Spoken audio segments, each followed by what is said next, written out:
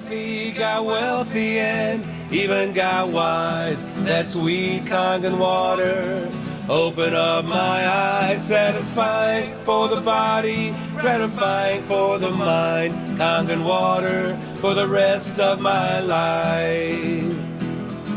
Kangen water quenches your thirst. Kangen water feeds your soul. Kangen water inspiring your dreams. Kangen water for the rest of my life. Let's unify with Chi spirit. Kangen water will set you free.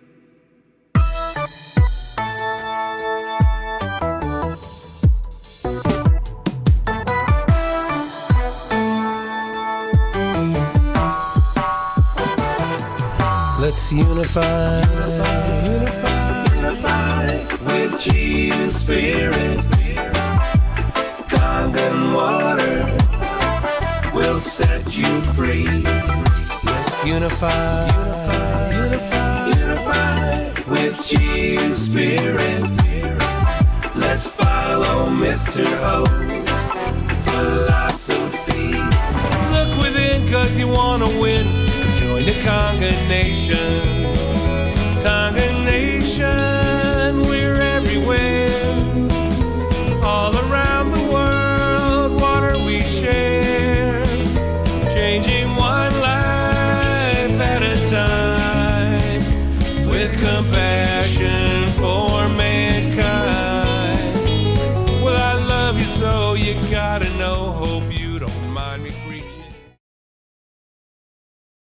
Hey, sisters and brothers, I have a new sponsor, my friends Gary and Marilu from alkalinewatersogood.com. They are international Kangen water distributors. Kangen water is delicious water created from Enagic's innovative water technology. Enagic is a 56-year-old Japanese company with 40 offices in 23 countries, including an office in Manila and 8 offices in the U.S., and it is the leading manufacturer of alkaline ionizers and water filtration machines in the world. Not only do these devices filter your tap water, but they also produce ionized alkaline and acidic waters through electrolysis. These waters can be used for various purposes, including drinking, cooking, beauty, and cleaning. Can you imagine never buying bottled water again? The plastic in bottled water often contains BPA and other chemicals which are proven to be hazardous to your health. And how much fun is it lugging cases of it from the market, recycling it, and you know, plastic is an environmental nightmare.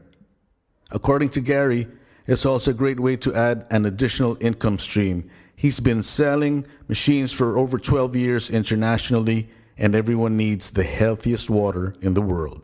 So folks, if you have any questions about Kangen water, check out their website at alkalinewatersogood.com. That's alkalinewatersogood.com.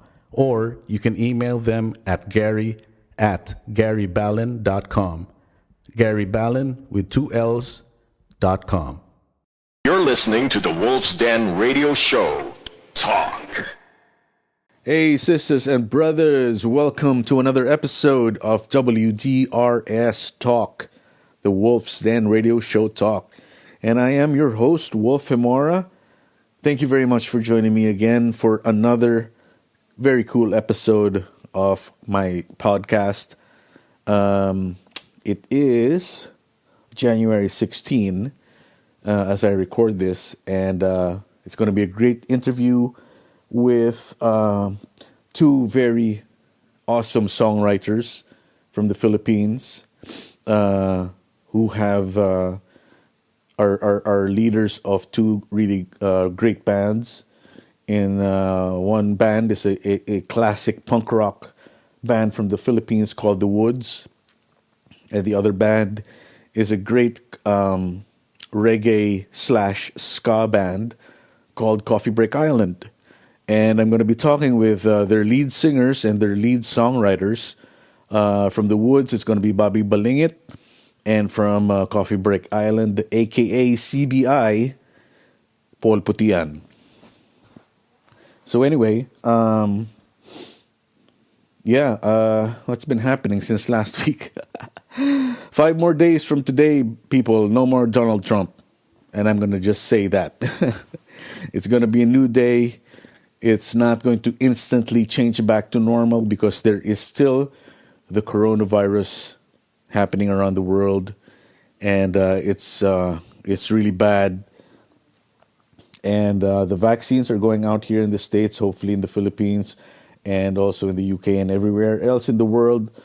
Let's get those vaccines out to the people who are right now. The first tier of people that can get it are, of course, the medical people, all the frontline workers, and also the senior citizens, 65 and above. So if you're listening to this and you have seniors in your family, or if you are, if you're a medical person, then you're going to get your shot soon, or if you haven't yet. But if you do have seniors in your family, check this website out. It was recommended by my patient's doctor, called Othena.com, OTHENA. And you just sign up there, sign your whoever is the senior, put their name on there, and you put your email and phone number, and they will be, or you will be, notified when it's time for them to get their vaccine for coronavirus. And that vaccine is, there are actually 2 of them. Here in the States, it's made by Pfizer, and the second one is made by Moderna. So far in the news, the first dose, the Pfizer dose, is quite tolerable. But there have been different reactions for the Moderna vaccine from different people. And I have a friend, and she took the second one. She took both, of course, and she reacted but she got sick with the Moderna vaccine, and which is expected when you get vaccines, because vaccines are new organisms that your body does not recognize, so they have to get used to it. And I guess the Moderna vaccine is very rare inside our bodies, that she, a friend of mine, she got sick for 2 days. She had high fever and a headache. But after this, at the end of the second day, it was gone. So that's how she reacted to the second vaccine here in the States, Moderna. And there hasn't been any really bad fatal reactions to it on the news. Not that I have seen yet. But you never know, because different people are going to react differently to it. But we have to get it. We have to get it, because this is the only way that the world is going to move forward, is when everybody gets a vaccine. And those people who want it will get it. Those people who don't want it, it's up to you. I don't care. Don't get it if you want, just as long as I have it. And but be smart. Take the vaccine. There's a reason why vaccines were invented. That's why we don't have measles. That's why we don't have polio, because of those vaccines. So anyway, to do your own part, let's just keep on wearing that mask, washing our hands thoroughly, social distancing, and just be respectful of others, man. Just wear that mask. Don't be a dick. Don't be an asshole. Don't be a bitch. Don't be, I mean, if you want attention, don't do it that way. Because it's the really worst way to get attention. So people, let's hang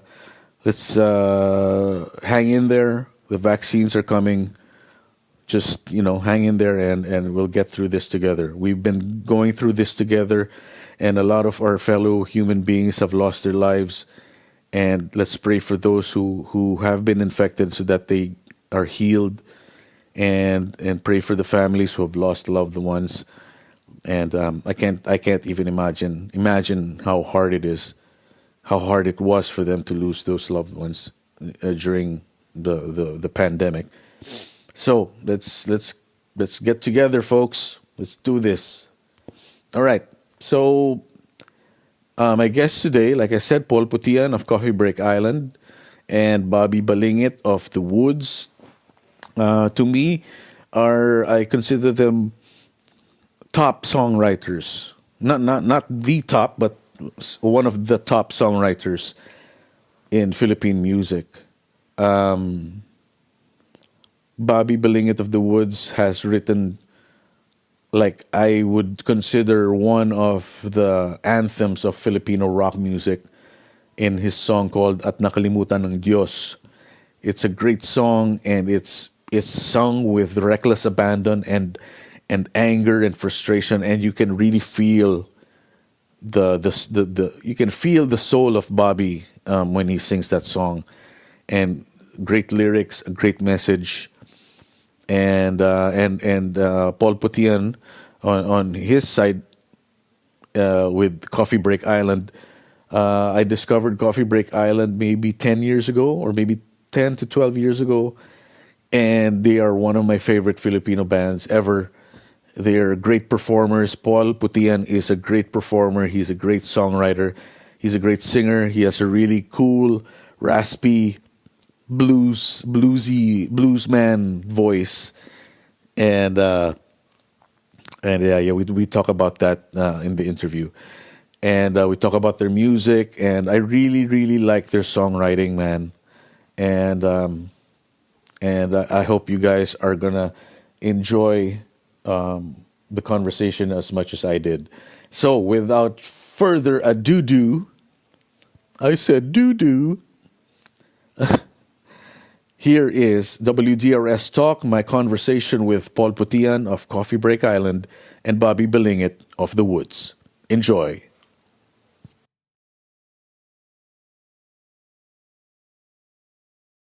Hello, Bobby. How are you? Yeah, hi, hello. Good. Where Living are you here now? Where are you now? in a forest somewhere here in Amadeo. It's an artist community. So people here are 90% artists, and the others are just simply enthusiasts. Oh, So wow. we own our proper, we own our lot, and then come up with the space for our creativity. It's nice here. I bet. Yeah. Where is this? Amadeo, where is that? In Amadeo, Cavite. Oh, Cavite. Alitaptap Artist Community. Yeah. Alitaptap Artist Community. Is there a Yes, Facebook yes. page for that? Social media? Yeah. Yes. Pwede. Yes. So, You can see the link. oh, okay. So, when you say artist community, what are what's how is life there? What is everyday life in that community? Because here we are practicing many disciplines. Hmm. Sculpture, poetry, music, visual art, paintings, performance arts, almost all discipline in art. So basically, here it's like a everyday workshop Mm. with fellow artists. So the progress will be it will go really. We can make a long way to uh, to provide the people with arts, because Yeah. we're practicing here and we are studying here, and it's just simply creating now. No hassles about uh, the area you are working, and no hassle at all. So Oh, it's easy okay. to make art here. It's easy to record. It's easy to make music. It's really easy here. Wow. Oh my God! Yeah. Next time I visit the Philippines, I have to go there and check it out. Yes, yes, yes. Please come here. Yeah. So how does one become part of it? You just do we like you say you're an artist and you want to check it out. You just uh, how does it work? Well, yeah. Well, actually, we're tropas eh. Tropa mean bodies. Mm-hmm. We know each other, and so not actually not all artists are could get uh, an area here or a lot here, Mm-hmm. because we're trying to make a community wherein it's a kind of community that there is no hassle at all, just simply creating, and because we know each other and there's no problem, we could understand each other and then we could help each other, whatever. So when did this start? How long has this been going on? It's almost 2 years here now. I stayed in a tent for 6 months. Tent living here in a forest. I just simply live in a tent for 6 months, and slowly making my installation art, which is a little house that would provide me more comfort and Wow. And so the other your buddies, they your tropa, did they follow you, or was there someone already here and then you followed their example? yeah. We are trying to, because artists tried to come up with what they call this artist community or artist village, but they simply came up with an area wherein they could meet and make. Here it's different. We own our lot here, so we live here, and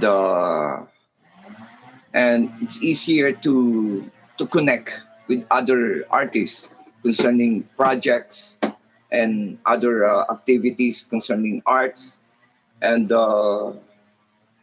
because we believe in uh, making a good artist, making a good culture, because it's arts and culture, and then because of the literary word, and then it would become a history, and and it's really important to come up with an idea wherein it's a progress, not really the bogus kind of progress that the early 1900 progress or education, kind of the structure of their education. Up to now we're using it, and we see it's just simply a failure.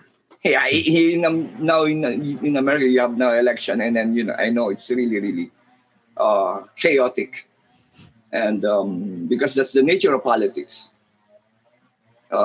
providing fortune and misfortune, but it's more hardcore because it's the wealth of the particular country.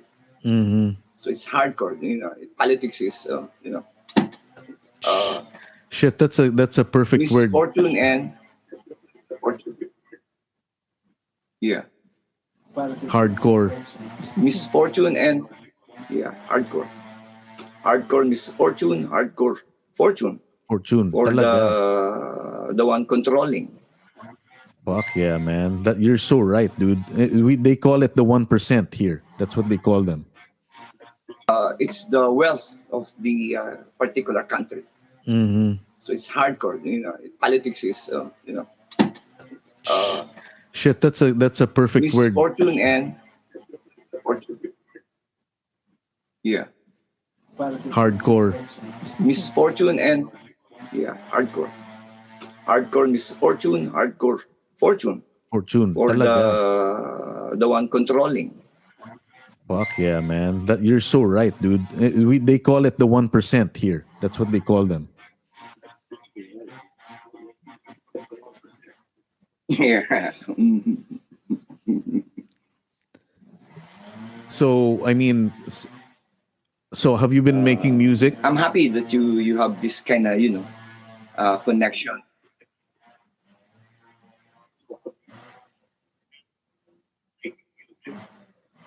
Yeah, yeah, yeah. Right now we're doing an album with Paul PUTI-AN.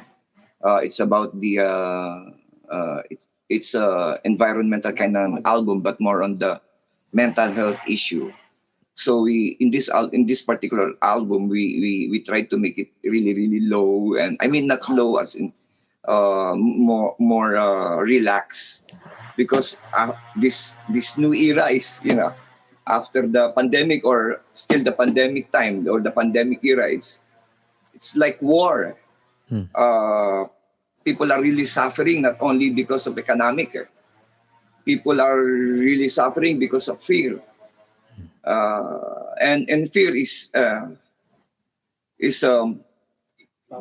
partner to death and fear. So it's really sad what's really happening during this pandemic era, and so we artists, we need to do something about it. We need to do something about it, because we are the one who's trying to give aesthetics and reasoning on many aspects. So we need to do something about it, and this is the project. I'm doing an exhibit. We're doing an opera. So later we're gonna, after this Boomy album, we're gonna do recording for an opera. So Wow. me and Paul are going to do a lot with this, because you need to do something about it, Yes, because it's the end of it. You it need to do is. something about it. It's it's a zeitgeist, this era, and it had to take a virus to, to start that Yeah. zeitgeist. People's true colors are coming out. You know, and I think that's a good thing, because then now information is always power. So when okay, you support that kind of Yeah. person pala ha. Okay, I'm not going to peace tayo. I'll be peaceful, but you know I know I know something Yeah. about you that is not you know Yeah. True. not correct. you know the Clash, or or Stevie Wonder, you know, it's just Yeah. as powerful. So so let's Yeah. when did you what's your beginnings as a musician? Me, I started it as a folk singer at the age of 16, and then later on, there is this punk rock era, and then we do. I did punk rock in the early 80s, like in the 82, 81, something like that. Yeah. Then we come up with a band in 83, and then now it's still the Woods. And yeah, still the Woods. Up to now, it's still the Woods. And we didn't actually encounter problems with the maintenance of the Woods. We just keep on going and keep on writing. Me, I still work with other projects. Like, sometimes Woods cannot uh, can't do the job, and then I'll do the job. I'll do the job as an artist, as a songwriter. So I with one isip, my other project, I did 11 albums in that, and one particular album is uh, Huling Lagapak na Tandado. It's about this political detainee from 2 years from prison, and then come up with a book of poems, and then I wrote music in that particular. Then it's part of the One Isip album. So aside from doing an album like with One Isip, I also did some scoring documentaries, and yeah. So let's revisit that punk rock era, because Yeah, okay. it's very, not a lot of people know about it unless you were there, you know. Yeah, But yeah. what I'm saying is, like, the kids now, I'm sure the kids now in the Philippines have no idea that happened, you know. And if it Yes, yes, weren't yes, I know. and if it weren't for that book of Eric Caruncho, I don't know if you remember that, back in the 90s. Yes, That's yes. how I found out about it, because I was too young. Mm, I was too young to experience that that whole, early the early 80s 80s. thing. I was too young. I was still in grade school. So, I didn't know that was happening. Mm, But it seems so yeah. interesting. So how did it start? Because I know what I know is of punk rock Yes. in the Philippines is that Howlin' Dave was the first guy to start playing Sex Pistols on the radio. So is that Yes. how you discovered punk rock? Yeah. No, not really, because it's not only RJM providing music from the punk rock era. We have friends coming from America, and then bringing us, whatever news and or other recorded materials that we can listen to and learn about it.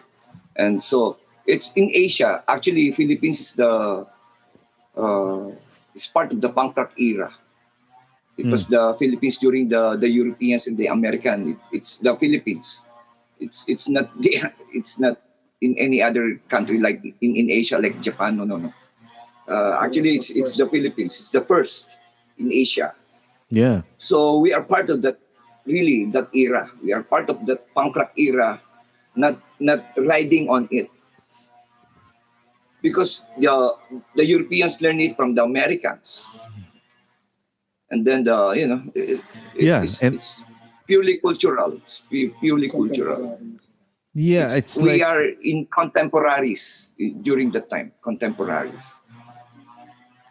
yeah, that's what yeah, I totally get it. It's just like during my time with Wolfgang, Razorback, Eraserheads, we were part of that whole grunge era. We weren't Yeah, riding on it. yeah, We were, kasabay yeah. namin Grunge yun. era. I mean, they were Yeah, a the little grunge old. era. Yeah, the grunge era. They were a little Yes, yes, yes, older, yes. but when it got popular, this is the same Yeah, time we yeah. got popular. So I understand what you're saying, and it's so true that you were part. Mm. It's like the Philippines has its own wave of culture, but no one knows about it because we're we're in the Philippines. No one cares. No one in the Western world cares what happens in the Philippines. So um, they didn't Yes, yes. they didn't No realize that. Oh my, recordings. Yeah, yeah, and that's the thing. It's like yes, you yes. got True. you got those tapes from the States, so you got it from the source. So what tapes were those that you first got from the States? Those when your friends would send you um recordings. What bands were those? Yeah. Well, it's really funny, Wolf. Uh, there's this story, Jose Rizal story. Once he was somewhere in Japan, and uh, having this good time in a park, and he heard this an orchestra playing Strauss during that time, and then he wished that his fellow Filipino should be in that level, playing such kind of classical music. And then and then he went closer, and he heard the orchestra talking in Tagalog. So even classical music, Everything, sir. uh, Everything. we like in the 70s. Yeah, like in the 70s, there's no rock in Japan during that time. And many Filipino rockers went there and orient them with rock music. So I mean, during the Jose Rizal's time, even classical, I think, because Filipino are playing in that park. Wow. That's an awesome story. I didn't know that story.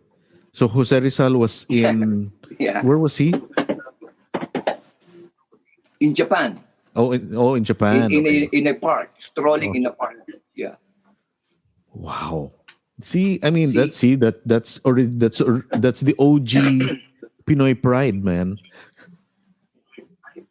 yeah.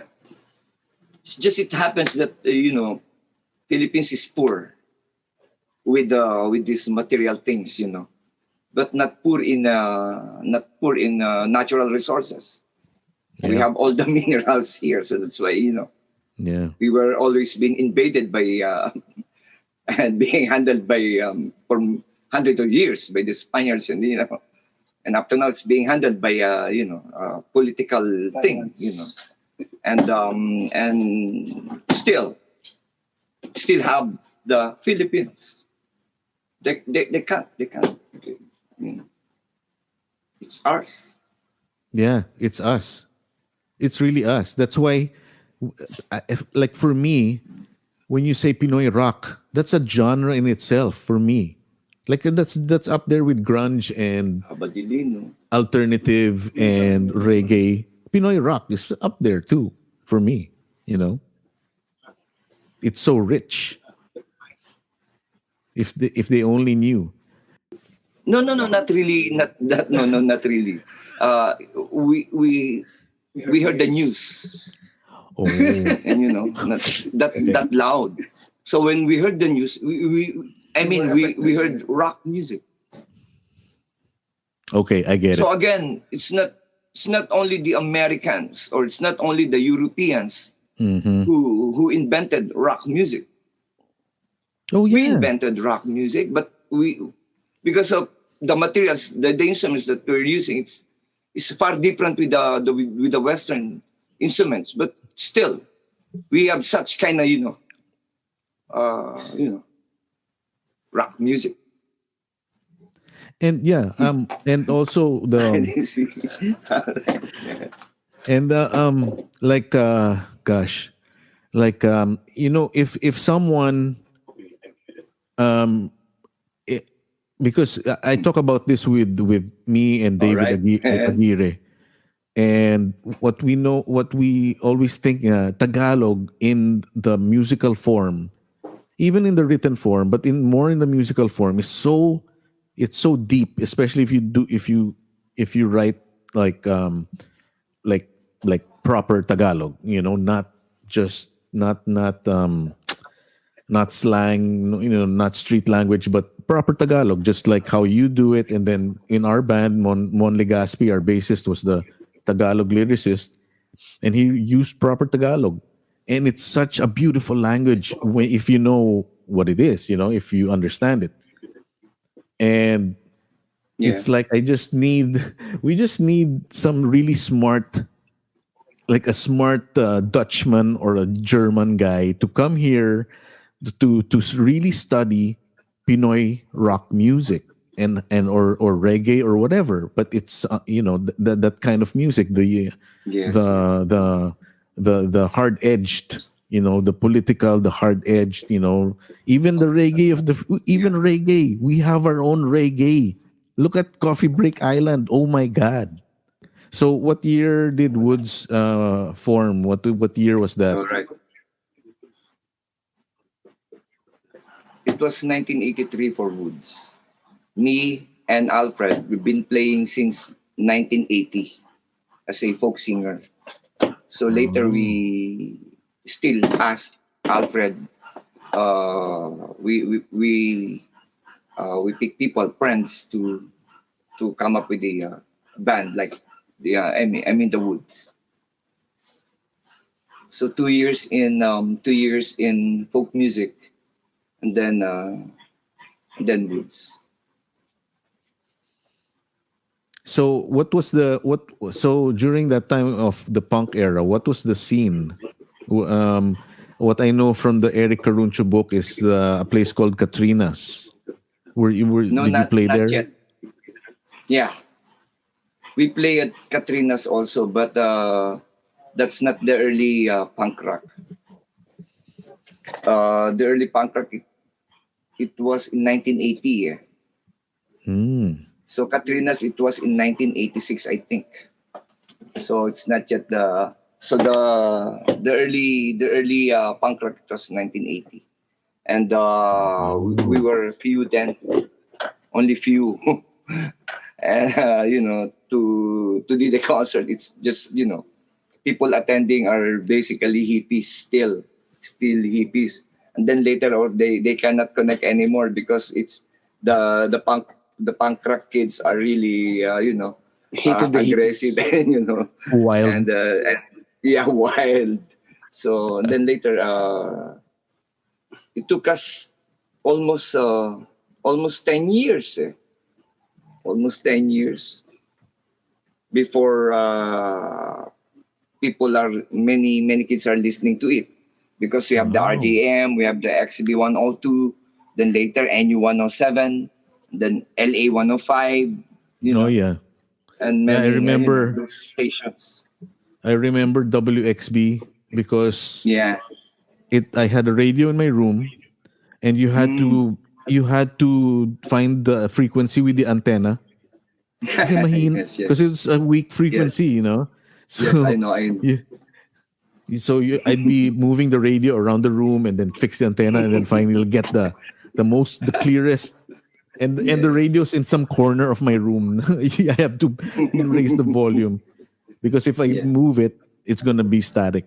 But I learned so much from that station, and then when they became NU, they kind of softened up from XB. So I was like, Yes, yes. and then I started listening to 99.5 RT again. Yes, I know. So So actually, RJAM is wild because we only submitted a cassette tape during that time, and it's a broken cassette. I mean, the tape is already ruined. So there is this part from the which is on aired on radio. There's and then go back again to the It's really wild. They used to play that kind of recording before. And then we did and then they even our holiday even could play just recorded from a small gig, and then that's it. That's the broadcast quality. And then God. Yeah, before it's really wild. Bootleg. AM is wild. Bootleg. Bootleg. Wow, that's Bootleg lang. And oh my Yeah. gosh. there is no proper, because even as me, I've been borrowing guitar for many years before I have my own. So what's your Almost guitar 6 now? years. Now I have nice guitar. What's your guitar? Before I'm just borrowing Lumano, electric guitar from other band. So we do not have our own guitar.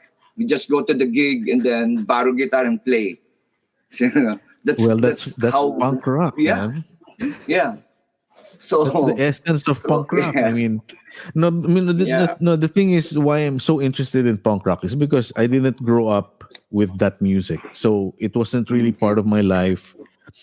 When it was, I remember it was really popular in 1983 because I remember my 13th birthday. It was a Yeah. punk party. Oh. Quote unquote punk party. So, and I remember because I remember this, the cover of Time magazine of that time of my birthday Yeah, yes. was this punk guy with the fucking With the mohawk. not even a mohawk. It was already the cone. Yung cone. Yeah, yes. I know. Pare. So, Yeah. I'm in 6th grade, pa. Stripes Grade of 6, and I Britain. see that. Huh? The Tribes of Britain. That's the That's the title of that. yeah. Oh, yeah, yeah, yeah. Yeah. And that's a total British punk pa. So talagang all out, Yes. 'di ba? Kasi the Yes, yes, American punks, they're not like that, you know. The British punks, they're the ones who went all out talaga. yes, yes, yes, yes. I know. So anyway, when I migrated here to the States, as you can imagine, everything is accessible here. You know, Yeah, I know. whatever you want to study or learn about, it's all available. So I started watching all these documentaries about the Clash, the Sex Pistols, the Ramones, You. and then I'm like, I finally understood. Okay, I now get what punk rock is. It's not even, it's the attitude. It's not just the sound. It's the attitude, the lyrics. Because then you have Talking Heads. They were considered punk Yeah. because they were part of that scene in CBGB and all that. Yeah. But I mean, but when you listen to the music of Talking Heads, it's very subdued. It's kind of popish pa nga. Yes. But when you listen to the lyrics, it's demented lyrics, man. Yes. Yeah. Diba? True. And David Byrne. is a I mean, genius. yeah, he's avant-garde as avant-garde gets, man. Yes, Diba? an avant-garde. An avant-garde. And did you know that he used to hang out in Manila? He used to ride a Yeah, bike. I heard during the film he's doing an opera. An opera, I think it's an opera. The opera's out already now. Ngayon lang lumabas yung story opera, about- pa. Oh, yeah. Story about Yeah. the Imelda Marcos, I think. That's the story. Oh, okay. About So the that was different. Yeah, that was different. That came out About the earlier. shoes. Oh, about the About the shoes. About the shoes. It's David Byrne doing Imelda Marcos thing. Yeah. Yeah, he's really popular now because he's active again. And Yes, I know. and his band now is really cool if you can check it out. But anyway, so Yeah, okay. that's quite a reveal that. So 1980. So you guys were just where did you play? In the backyard or in the garage? Yeah, backyard, anywhere. We called it blitz. We do blitz. So somewhere in along the street, then we play, and then once the barangay is coming in, and then we try to dismantle everything. How many songs? How many songs? Exhibit. It's really a fast, setup, and then it's like we practice, and then we dismantle the thing, and then it's really punk Oh my! rock.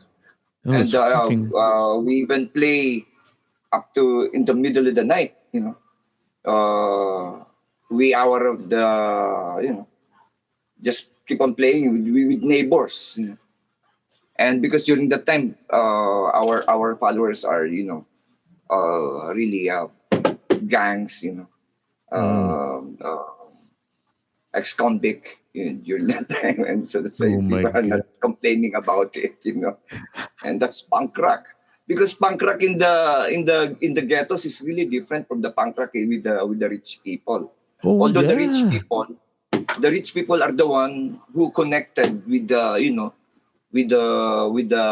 so-called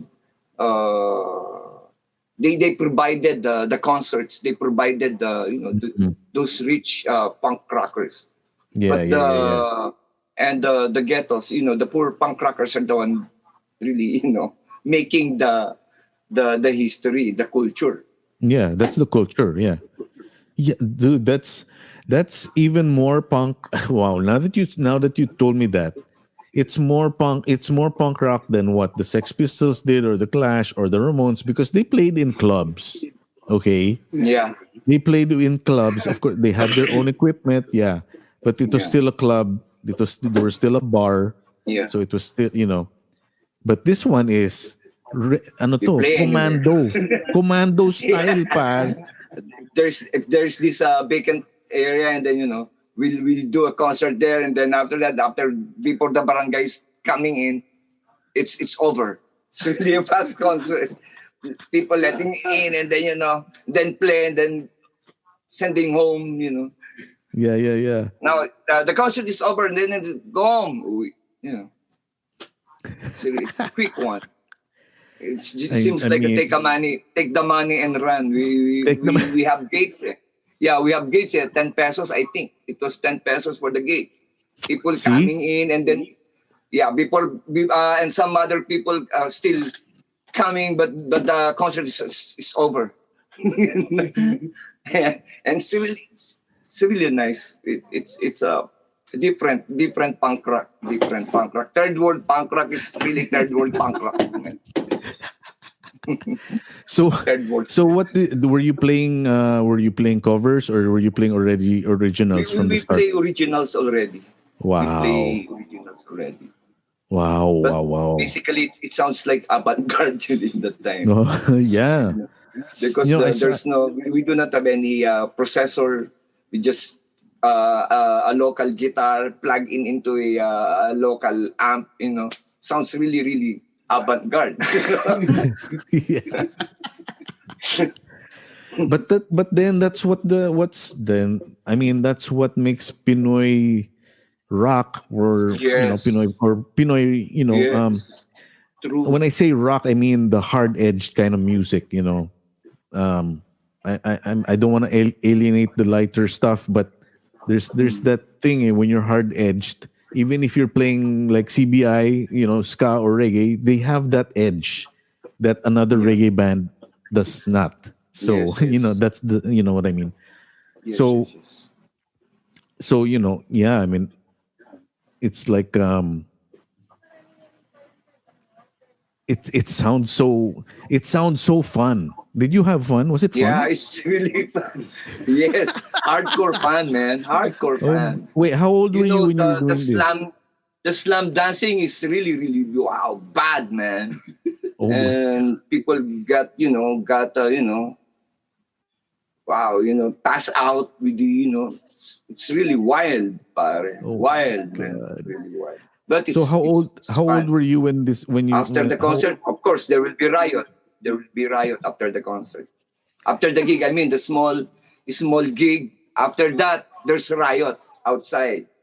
Oh There's yeah, riot yeah, yeah. outside. This is how we went home, having this kind of chaos, and it's punk during our time.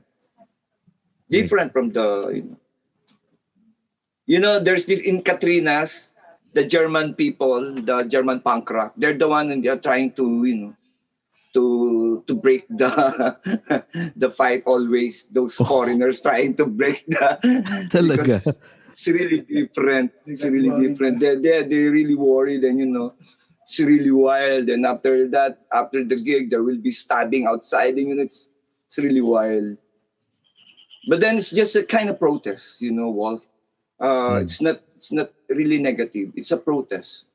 We're trying to become antisocial during that time because we do not like the normal thing anymore.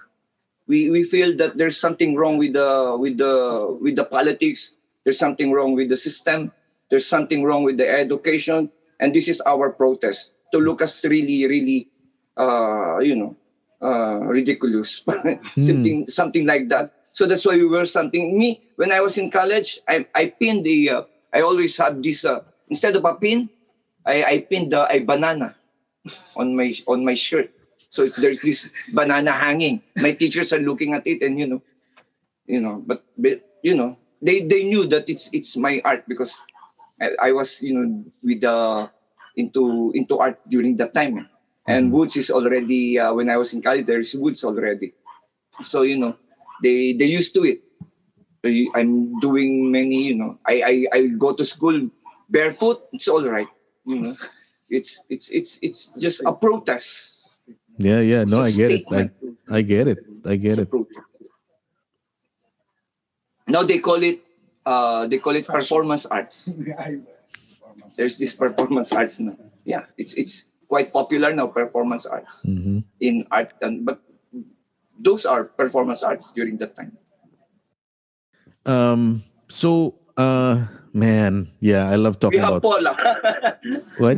No. Yeah, We yeah. have He'll Okay, good. I have some questions for him too later. I'm gonna interrogate him later. Okay. All right. And so, the name Woods. Explain, please. Actually, it's WUDS, WOODS before, because we do folk music, right? Oh. So from folk music WUDS, and then I just transferred it.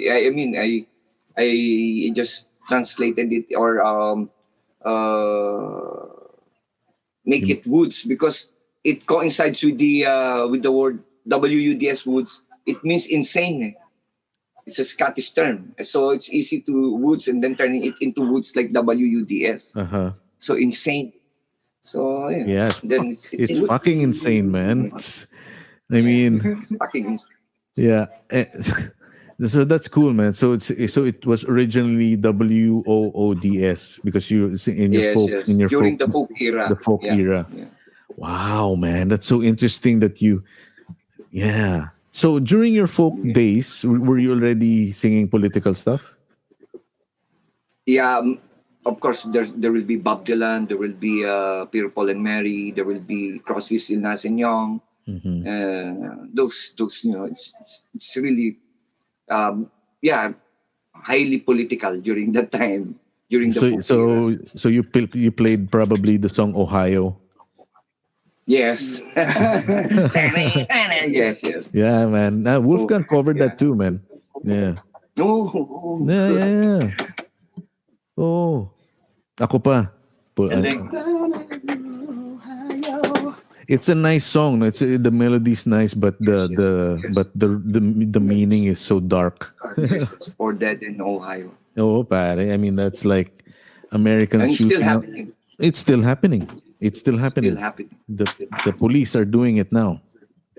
Yeah, I know. So we need more artists. It means that we need more artists. No, you're very. I totally agree because the artists, songwriters, singers, whatever, they're keeping us from, or we are keeping the world from going crazy. Yes. I mean, totally crazy. Yes, It's already it's true. crazy, but totally crazy. Although we look crazy, Although we look crazy, we look yeah, like crazy people, but yeah, but the world is really crazier Yeah. than us. yeah. Yeah. My gosh, it's like, and then you have it, I mean, I don't really want to talk about the election because this is going to be for posterity. So Yes, I don't want yes, to be stuck in a time warp. Yes, I know him. But yeah, I mean, but like I said, they will look back at this time. It's like, yeah, fucking crazy. Tang ina. Yeah. Lag- Um, so it's, so absolute insanity. yeah, Woods, total Woods. Yeah, total woods. Total woods. Total woods. I want to talk about your most in my book, your most powerful song is At Nakalimutan And Diyos. That song is like I said in the beginning, the only difference why it's not as popular as Bob Dylan is because it's in Filipino, it's sung in Tagalog. Yeah. Yeah. But if it were transposed to English in the way, because that's the funny Yeah. thing about Tagalog, especially in Tagalog music. If you literally translate it, it sounds funny. So, Yes. it has Yes, to be yes. translated correctly to get the Yes, thing. yes.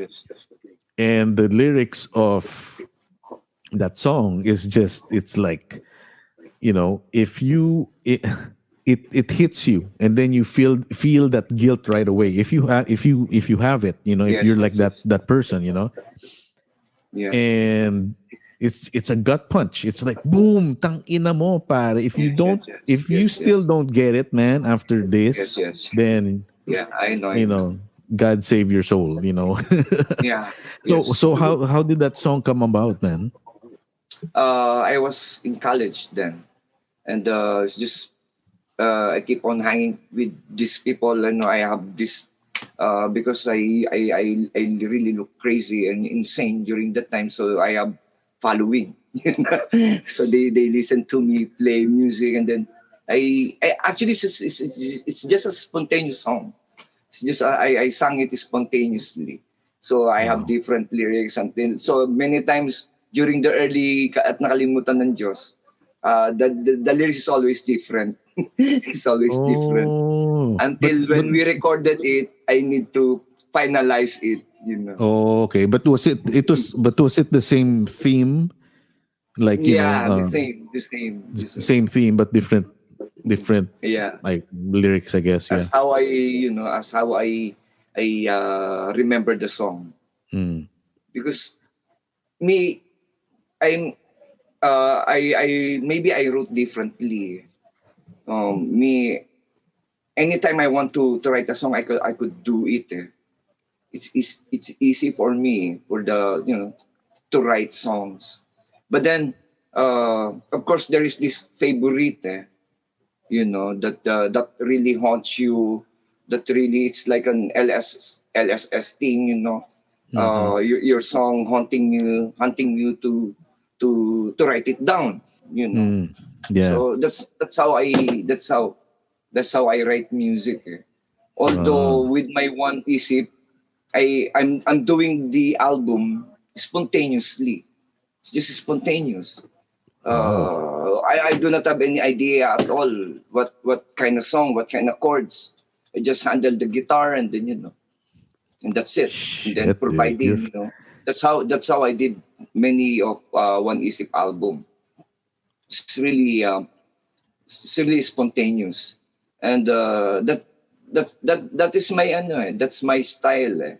Actually, before I usually sing really new songs that with the band, with the WUDS, they simply follow me. They didn't know that the song. I still do not know the song. I'm just improvising the song on the spot. God Then damn. until we keep on doing it until it becomes A song. a song. Yeah, Man. that's many songs from the WUDS are written that way. So this is happening live when you're in a show, or just Yeah, when you're jamming? live. Oh, live. Yeah, So you're live. so you're writing the Many- song as performance already. Yeah, on just they thought it's an old a new song, but they yeah, actually it's very very new because I do not know the song. I do not know the song. Shit, then, man. Many times with the WUDS, many times. Actually, the WUDS we do not practice.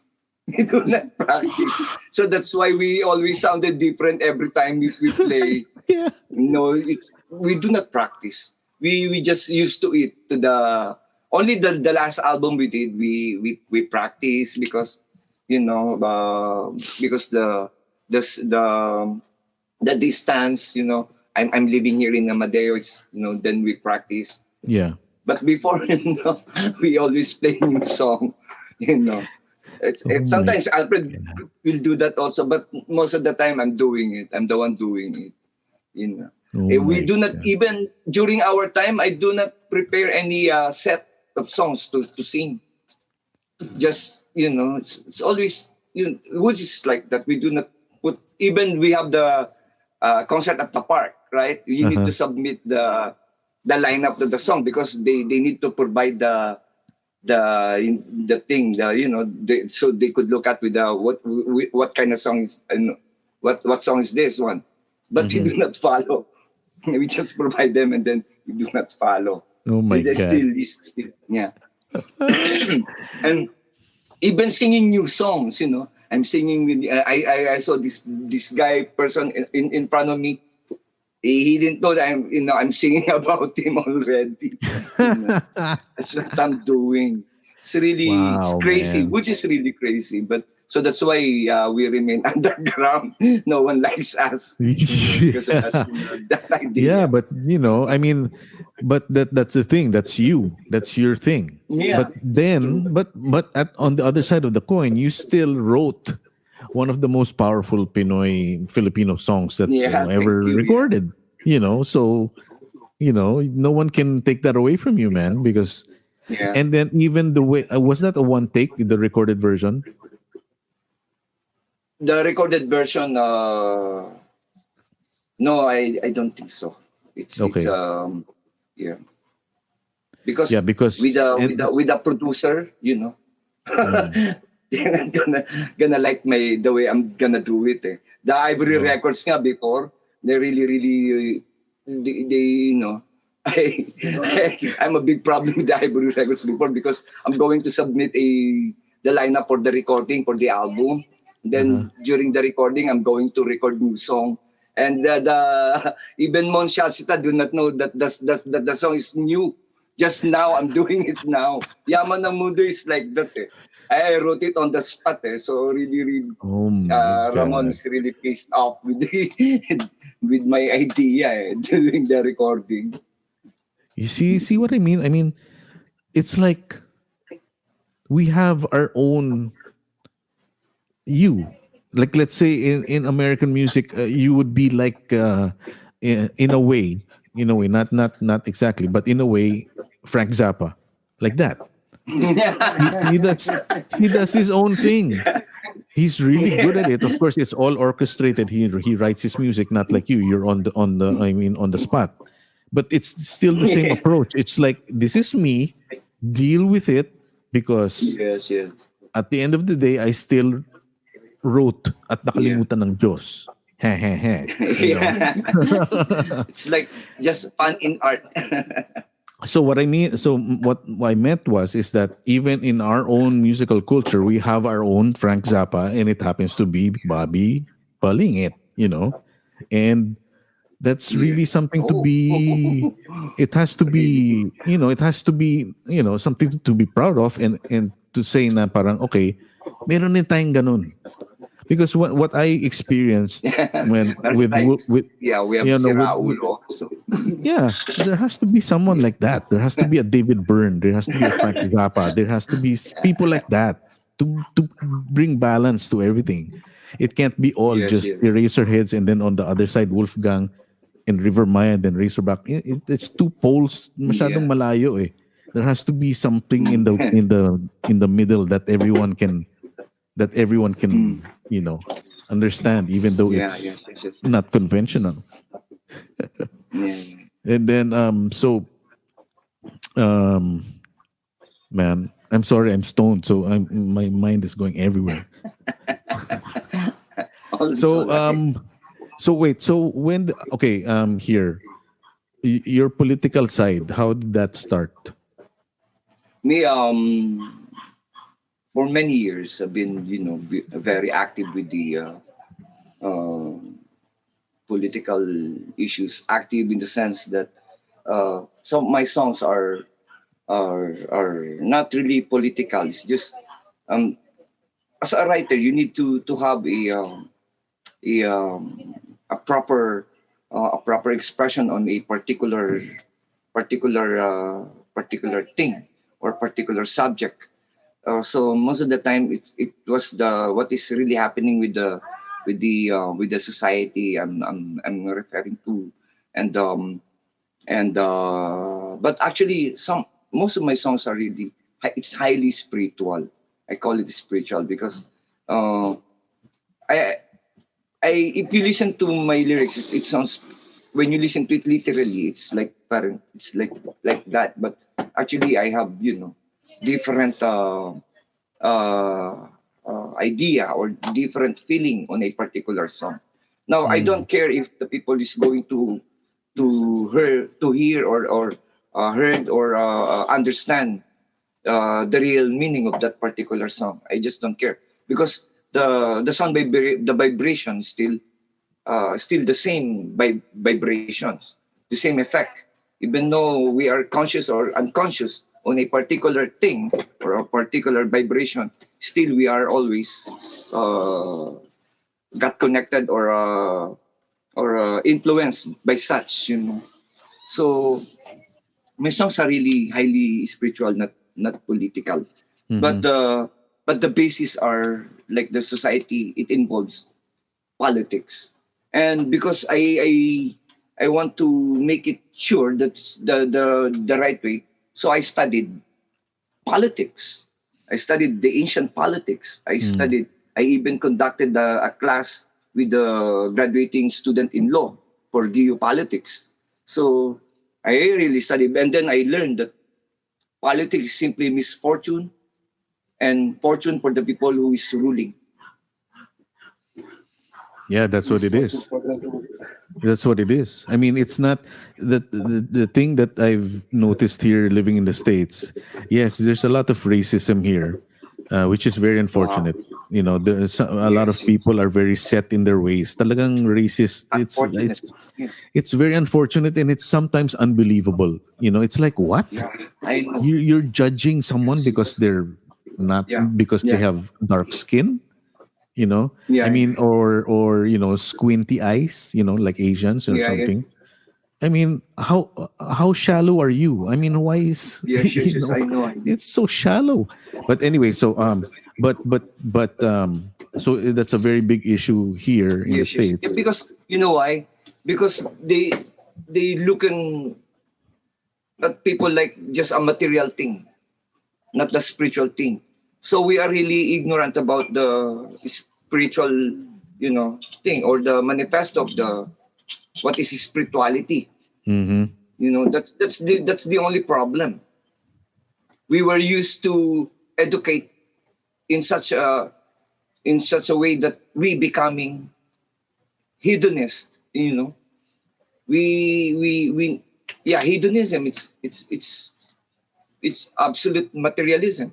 Yeah, it's like And yeah, that's how they relate to other people. So that's the big problem. If you relate it with as a spiritual thing, a being, you know, getting hurt, you know, not just a material thing that has color, you know, mm-hmm. a life, you know, Yeah, a living entity, a Yeah. very important living entity, a person, a human being, you know, not just a particular, you know, idea of you setting aside others. It's not spiritual. It's really materialistic and yeah. really hedonistic. That's a really good way of. I've never heard it that way. Yeah, it's materialistic. It's like we're being, you know, you're treating humans as just something, not someone. Yes. You know, Yeah. yeah, Just a and thing, not someone, a person. yeah, yeah, yeah, and that's, oh my god! And when you see it up close and personal, it's unbelievable. Sometimes it's really unbelievable Yeah. because Yes. you know, Filipinos in the Philippines, you know, Very sad.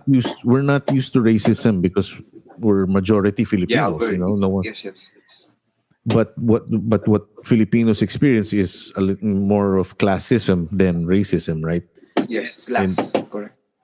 And what is happening now, especially with me being here, I'm siguro this is my I've been here for 19 years, and it's really Wow. only now in the past maybe 2 years when the first that Wall Street takeover, you know, they camped out there in Wall Street.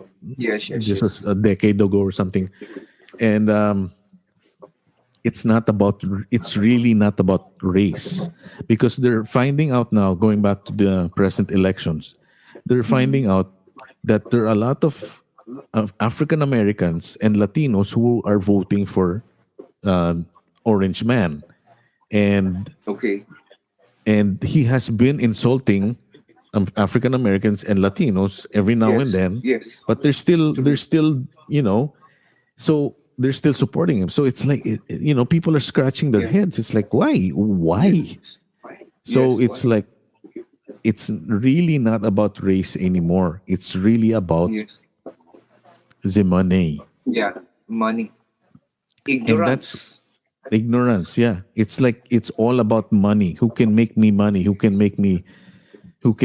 want to be as rich as Trump. I want to have a gold Yes. toilet. You know, it's, Yes. Yes. gosh, That's the fortune of politics. yes. And coming back again, at nakalimutan ng Diyos. Yeah. Di ba? Speaking about people, yes. Yeah, because and then here, I don't know if this news reaches you guys on social media, but fundamentalist Christians here, they support Trump. Okay. They support everything. Wow. Yung mga, yeah, grabe.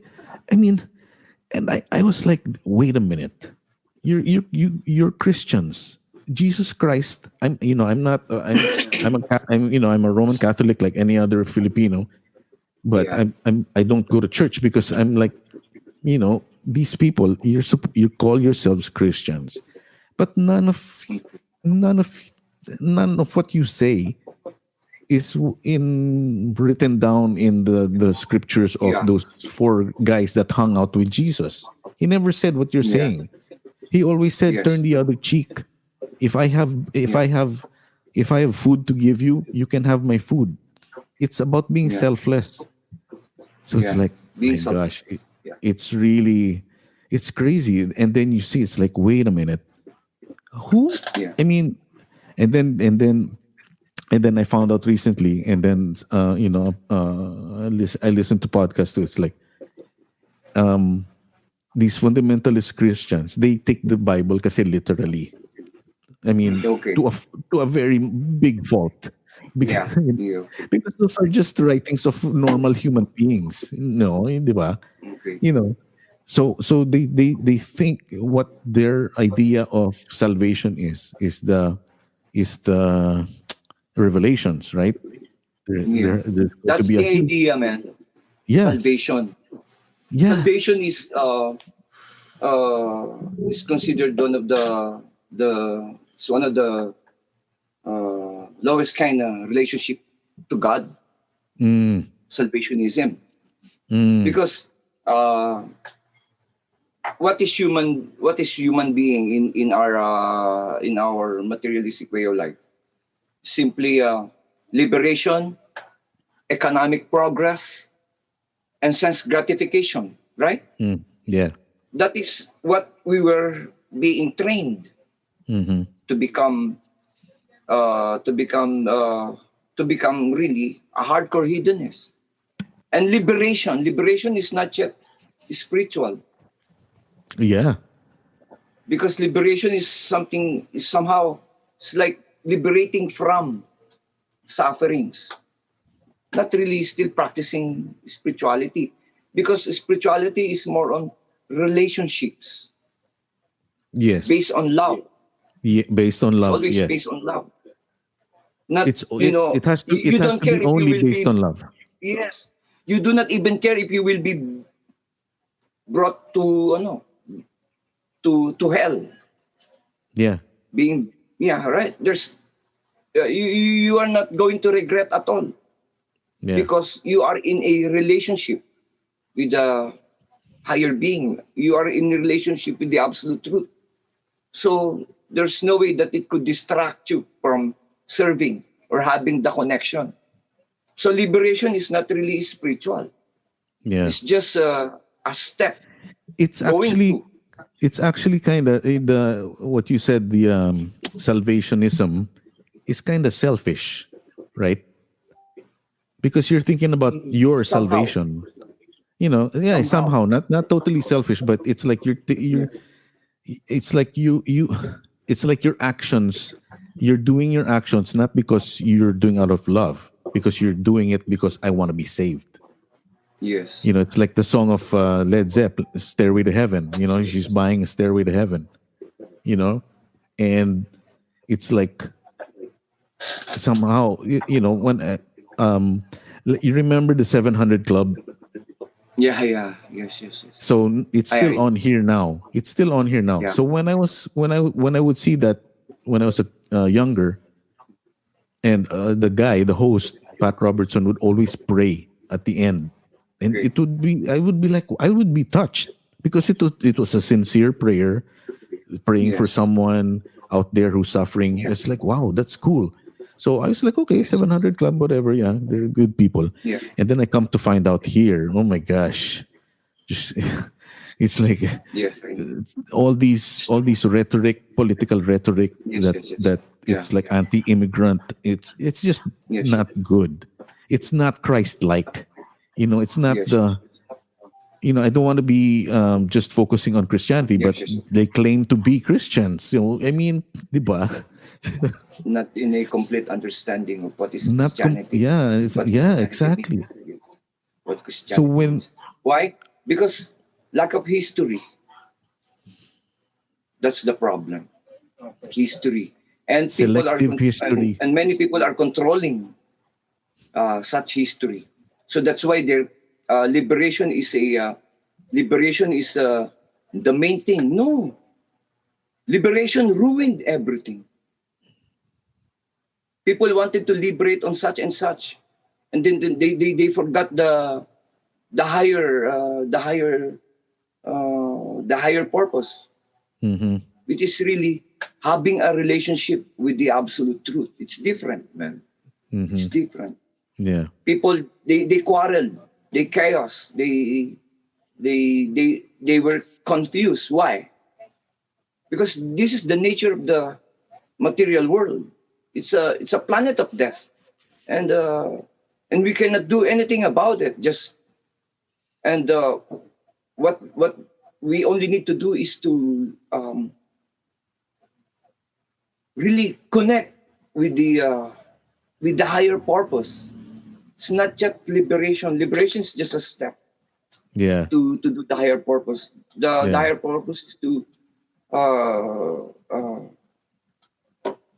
to relate with the absolute truth. Once you are related with the absolute truth, which we call it God, hmm and there will be no problem. yeah, The reasoning is really high, and you could there will be uh, no more discriminations, no more because yeah, it's always based on the living being, the spirit soul. That is the correct being. It's the spirit soul, not the material, the yeah. body that That's we are why. encased with.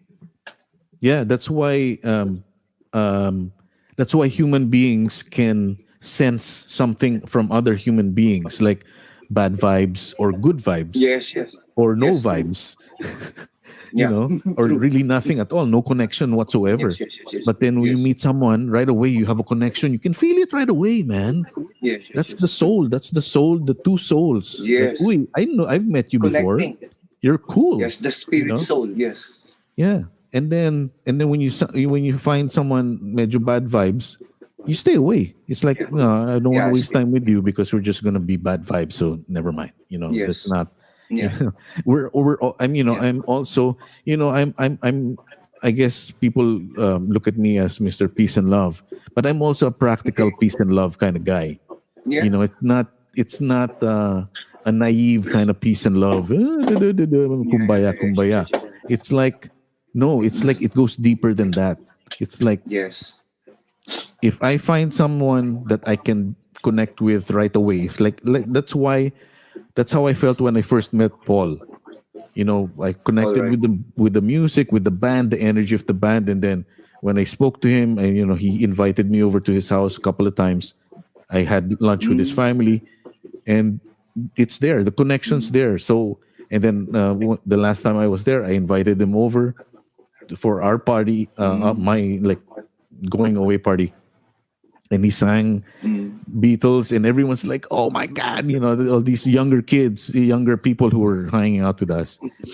You're like, everybody stop playing, just let Paul do his thing. So so it's okay. like that. It's like if you and somehow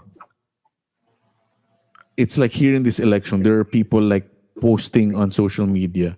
It's like whoever Yeah. wins, let's just be peaceful already, okay? Whoever wins, those are the people Yes. who are like that, who are like us. Na it's Yeah. about it's love. It's not about Yeah. because the politics will always be there. Whoever's up there, Yes. it's still the Always. same. Yeah. There's still System. it's System. still the same system. Yeah. It's like I said, someone a friend of mine just messaged me on Facebook. He goes, "So who do you think is worse, the guy over there or the guy here?"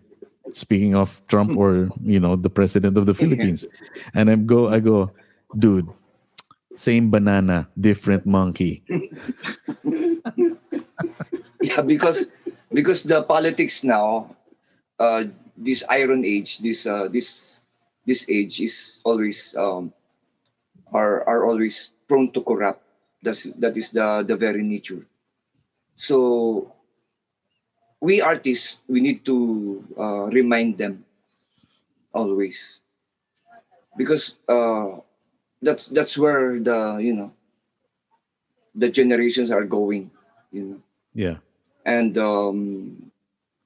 we artists, musicians, visual artists, in any discipline, should remind the people in the government, you know, the people trying to control the politics. Yeah. Remind them by making arts. But unfortunately, because politics brings misfortune, so there will be desaparecidos, there will be killings, there will be really bad stuff going to happen. Yeah. And that's the nature of politics. So it's always up to the supreme being controlling on, in everyone's life. So me, I only depend on the absolute. Yeah. So Which is love. so me, I age, I've been in many waves in Filipino rock music since the folk era, because I'm really young when I front act with Lolita Carbon. I'm really young then. I was 16, I think. Wow. 17. So, yeah, I was, I'm really young then. And we need to survive. We need to continue. We artists should not, stop on, doing good things, because artists do good things, and such good things makes them makes people kind.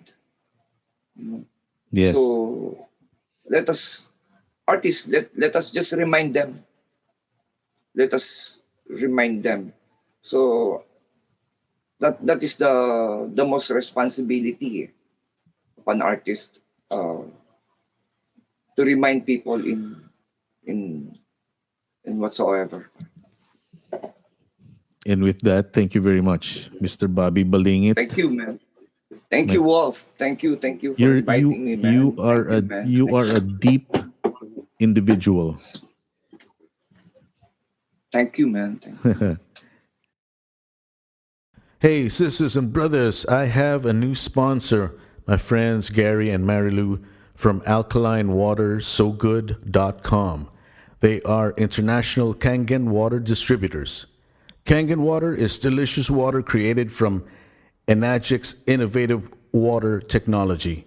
Enagic is a 56-year-old Japanese company with 40 offices in 23 countries, including an office in Manila and 8 offices in the U.S.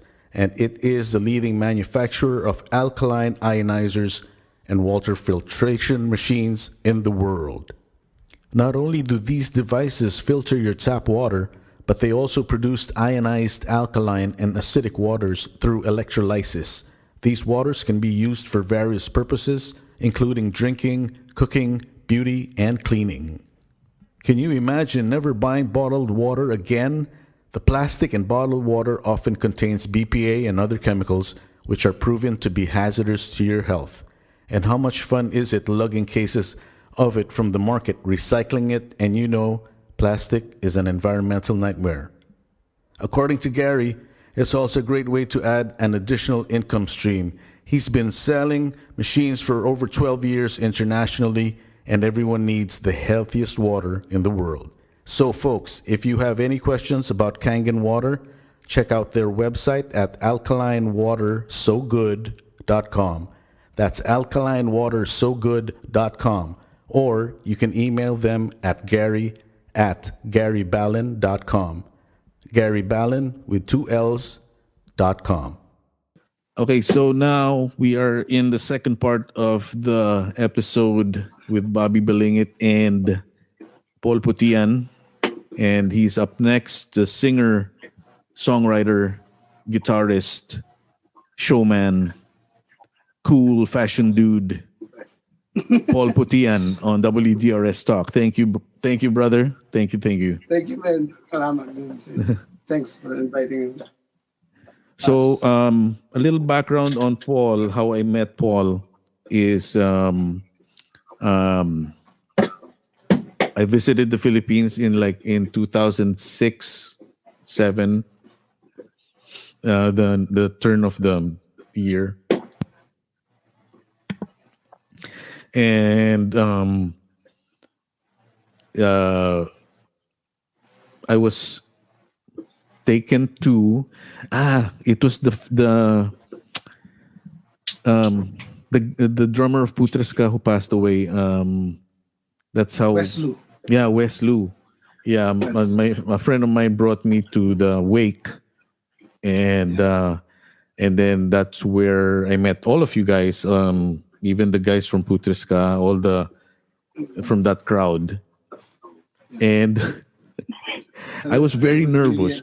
I was very nervous because during the 90s, Putreska and Wolfgang kind of had it was actually between the fans of Wolfgang and Putreska, because we would play with Putreska every now and then, and our fans would give them so much grief and harass them on stage.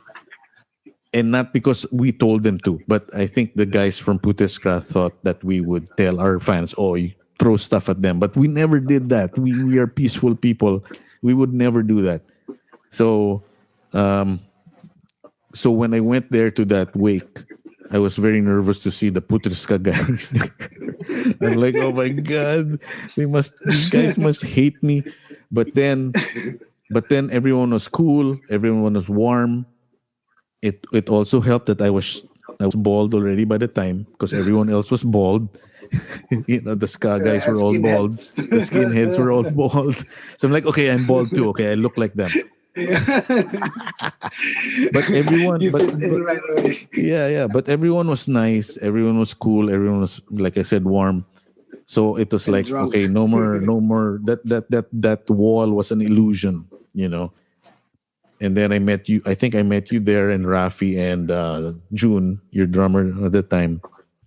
Yeah. And then we finally watched you, and I like instant fan. I was so happy that there was a band like you that was in the Philippines, because it was, Thank you. Before I saw you guys, all the bands that I was used to were rock bands that played guitar, but they would just stand there because the stages were really small, like Merrick's and all of that. So there's really not much space to, if you're in a rock band, you have to do your rock posing or whatever. So when I saw Coffeebreak Island and the energy that you guys give off, the performance level, which comes very naturally, I was an instant fan. So that's how I and then when I heard your original songs, and then I was like, okay, these guys are not just a good cover band; they can actually write fucking songs, man. And then, so yeah, I've been a fan ever since. I will be a fan forever. And they're also one of the hardest working bands that I have ever seen. They play so much. Yeah, we try to. Because you're an actual working band, right? That's your bread and butter, is the band, right? Yeah. Before During those days. Yeah, so it was a different kind of band from what I was used to. Yeah, we had So that how thing, was the we had that Go thing ahead. in Coffeebreak Island. When we started, we were saying this is not gonna be just a hobby thing. This is gonna be we're gonna try to work it out, try to live with it. It's part of our lives. But when we all started getting married, having children, we realized, oh no, it's not enough. Wow, it's not You enough. have to get another job. Yeah. Playing is not enough until this most recently we just play for the band because we believe if you keep on playing, it's like the lifeline of the band. Parang ganun. So we try to Yeah, book I mean, gigs as much as possible, almost every week before. Keep on playing. yeah. That time that I first met you, that you were playing so much. You were playing so much. Yeah. That's why I was so happy. It's like, oh, CBI again. All right, game party. Because it's always sure that there will be a party, even though especially if it's in Manila, and especially if it's like in Saimaka or places like that. It's for sure the crowd's gonna be like, yeah, this is gonna be a party. And then I remember we even went with you guys to Los Baños. You remember that? Oh yeah. Yeah. Yeah. So I yeah. So It was wild. yeah, man. Because we were bored. It's like, oh, CBI is playing in Los Baños. Let's go. Because we know, because I know it's gonna be a good time. Even, So when did you start? We Were started you was from, is Coffeebreak Island your first band? I have other bands before, Snub Nose.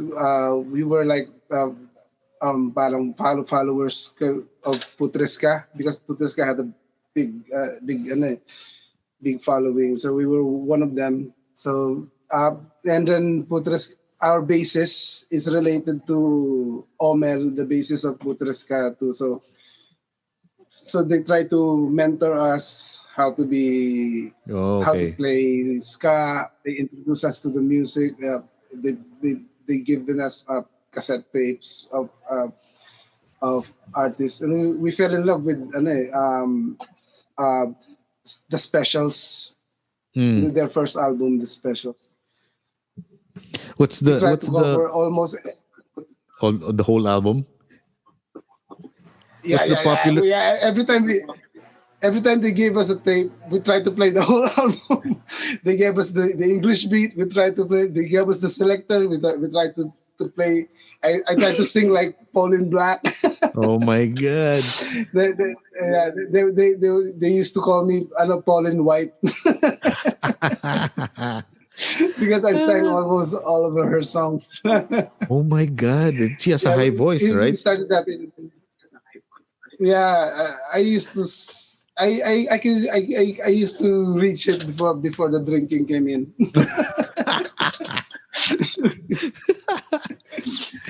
Oh yeah, I was more of a yeah. Tom Waits type. Yeah, Paul likes his juice. Excuse me. So okay, so what happened to that band? We disbanded because the members, Dennis, who is our drummer now, had to pursue a proper career. We just graduated from art school and we were designers. I even worked with him in a design because Dennis was my classmate in PUT in College of Fine Arts. When we graduated, we were in college when we were doing that snub nose thing with the Putreska. We don't have schedules. We just go to their gigs and hopefully they'll let us play. bring our instruments, and then they started mentoring us. That even I think Omel wanted to manage us, but he couldn't find time to do that. So. And then Putreska lost the members. The members, they took my member. They took my bandmates.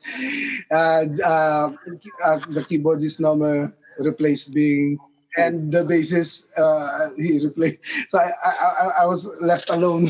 Oh my god! So we had to start the Coffeebreak Island na So how did that start?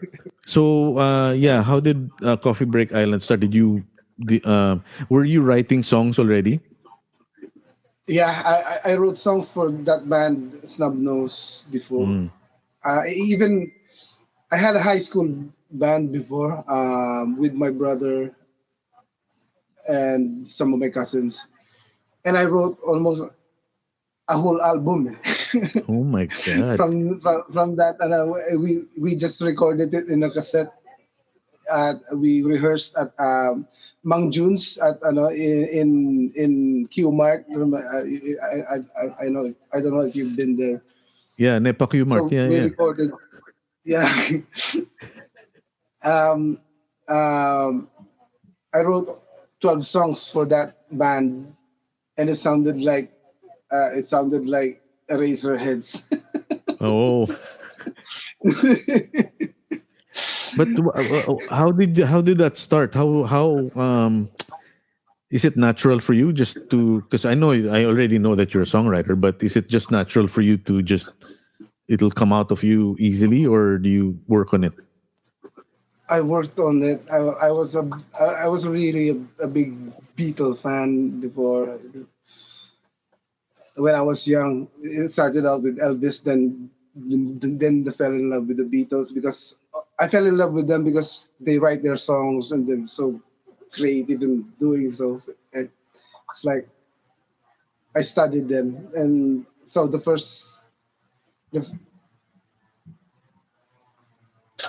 I think I tried to write songs with my brother because I wanted to have that Lennon and McCartney thing. Oh, right, yeah, It never yeah. worked. I was always left alone writing the song. So I was writing songs since I was 14, I think. Wow. 14. Gosh, 15. that's So I had a lot of practice. and how about your lyrics? Where does that come from? Mostly from the songs that I've heard before. And in the beginning, as I was listening to the Beatles, so I was like writing songs. Like even the first album of Coffeebreak, when you check out, it looks like "You'll Be Mine." She's so fine. It's like a Beatles song. Yeah, that's It's like, right. is this a Beatles song? Because I had that influence. I was really into rock and roll, but the first I tried to get into that scene, but I couldn't because I don't have a connection, and the connection that I had was Putreska and my friends. Mhm. So Yeah. I entered the scene, the ska scene, through that scene. That's Yeah, why. but That's why. Yeah. no, go ahead. That's why most of my songs doesn't sound really that reggae or ska because I was aiming for rock and roll to sound like Yeah. ska. Yeah, that's what I was gonna say. I was about to say that. It's like that's the mix of the Coffeebreak Island sound. It's not exactly a ska band like the Specials. It Yeah. it has blues, it has rock, it has like 50s, like 50s Yeah. style Because I rock. also I mean, well, like your until now hair now, naman. your hair now is like Elvis, actually. Yeah, I'm trying to. Yeah. So there's the rockabilly side, which is connected also to ska because it's the same. Yeah, It's I don't know what it is. I the guess it's the up-tempo. same energy, the upbeat kind of thing. And Yeah, even the Beatles, diba? They had a Beatle, a ska sounding tune in the early. I think it's I call your name or. But somewhere in the middle, they turned to ska. oh, really? Yeah, I just forgot Oh. the song. But maybe because they're all related, I think. Oh, yeah. Exploring different beats. So, who else were your musical heroes? I won't say influences, but when you were growing up, who did you Heroes, yeah. Yeah, yung mga heroes, or who did you look up to? Yeah, John Lennon, of course. I like John Lennon better before because of his more angsty style and more negative. He was the pessimist. While that was Paul Yeah. McCartney was the positive side. Right? Yeah, he was the dark so I fell guy. in love with John Lennon because and I was a teenager trying to be cool. Yeah, And yeah. I followed John Lennon, and I remember I was hanging out at a Goodwill bookstore. I would try to look for books about John Lennon or the Beatles, and I would rip up the covers and I would read it there because I couldn't Oh afford my the book. God. And By all means necessary. yeah, so through my research, I found out that John Lennon was into Bob Dylan. So Mm. from there, I switched to Bob Dylan. Oh my And then I God. was stuck with Bob Dylan. Until Yeah, that's why I the had source. the Borrachos. I was trying That's to the get, source. yeah, trying to play My music. actually, speaking of Bob Dylan, my favorite lyrics of all time, of a song is "All Along the Watchtower." That's my favorite. Wow, It's yeah, like, yeah. yeah, because it's like fantasy. It's, oh my gosh. Especially Yeah, the you last, could turn it into yeah, especially a play, the that song alone. yeah, yeah, like the last verse. What's the last verse? I can't. It's hard to pick up lyrics on the spot. Um, uh, it's like, outside in the cold distance, a wildcat did howl. And then what's the Yeah. and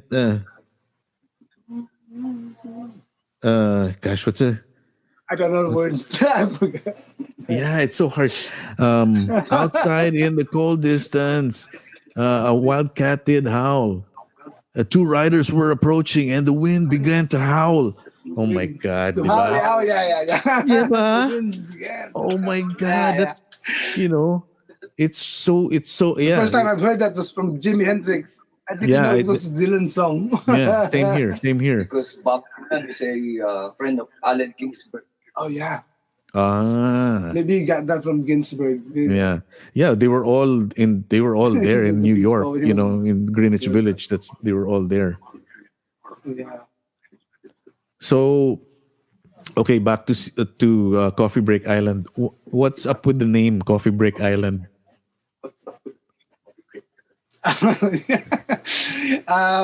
We're really bad at coming up with names. The first name we come up with was Broadway Jungle, but we took it from one of Toots Hibbert's song. He had the song Broadway Jungle, and we really loved it. Uh-huh. So we were trying to get in the reggae scene because before Snub Nose, we were in the ska scene. We were listening to ska for 6 years, I think. Breakfast, lunch, dinner, ska music. And then we heard about Saimaka. Oh, Saimaka came out, and it was really cool. A reggae bar. And yeah. we know reggae is ska related. But some of the ska fans think that reggae is a sellout thing. Uh-huh. We wanted to play at Saimaka because we wanted to venture that, and there's a lot of chicks in Saimaka. Yeah, of course. Of course. No, just kidding. That's the only reason why you We form wanted a to be band, there. is for the chicks. Yeah.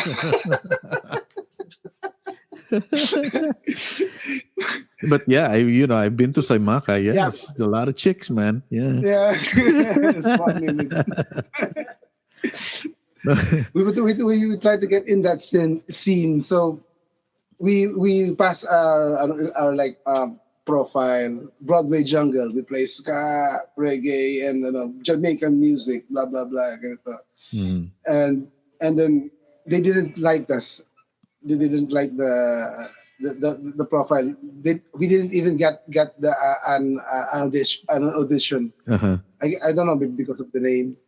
So we tried again after a week or so. We changed the name, and it was suggested by Arnold Morales.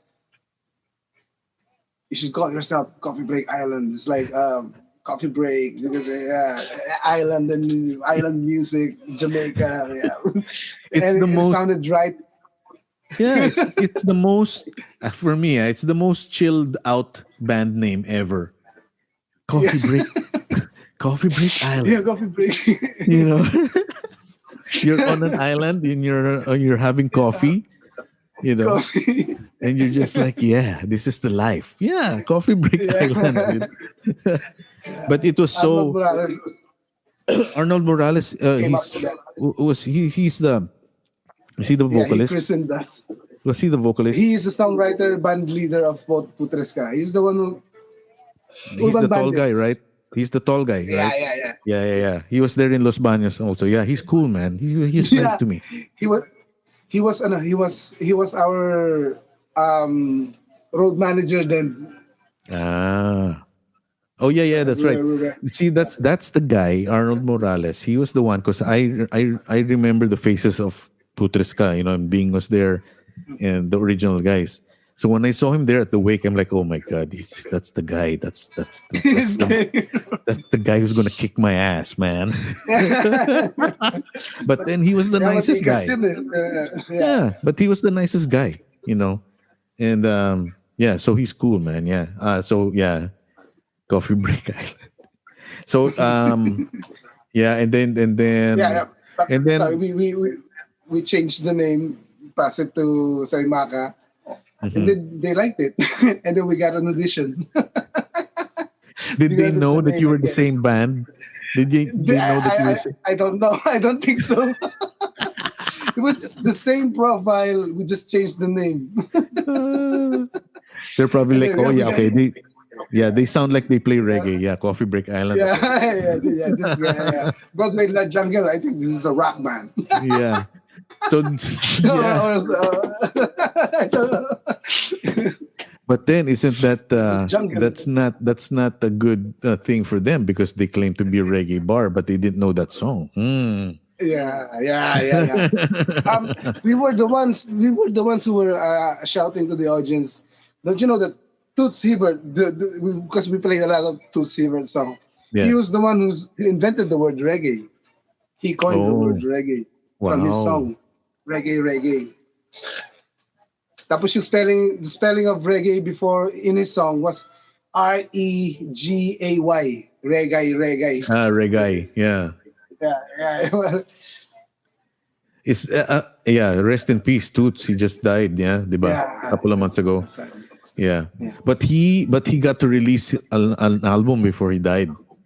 I don't know if you've heard it. It's on Spotify. Yeah. Oh, I haven't. Yeah, before he It's been a while he since released I've the been- album, and then like 2 weeks later he died. Yeah. Wow. Oh, Yeah, that's the story. I did. Yeah, but he has a new album. It's on Spotify. I'm gonna So- check it out. Yeah. So anyway, another thing that I liked about watching you guys is your voice because you had the Toots voice. Yeah, I was trying to copy it, and I'm now Yeah. stuck with it. Well, it's good, man. No. A lot of singers Yeah, would die for a voice like that, And and then when you would play 5446 is my number Yeah. with the gospel intro. Take it up, mister. Yeah. Yeah. And then everyone in the audience would be into it. They'd be like, yeah. It's like, yeah, this is how church is supposed to be, man. Exactly. Yeah. But so yeah, and then that's when I first heard. That's when I really first heard Toots and the Maytals because I was so into Bob Marley. Parang even Peter Tosh to me was like, oh, that's already too much. I was so much engrossed in Bob Marley and the Wailers. Na I was kind of close-minded with other artists. So I didn't. Not that I was anti. It's just I didn't seek it out. So when you would play stuff from Toots like Monkey Man, 5446, I'm like, holy shit. What's this? Toots and the Maytals? I don't know this. So and then when I got into Toots, I was like, opening, a treasure chest. It's like, oh my gosh, just as good as Bob Marley, and all of that. So what was your why did you want to get into the ska scene? And you didn't know anything about ska when you tried to get in there? Yeah, I just wanted to be in a band. I was so because of the Beatles, and I really love music. I just want to be in a band. So I grabbed whatever came, and ska was there. Okay. Ska was there. Yeah. The ska was there. Yeah.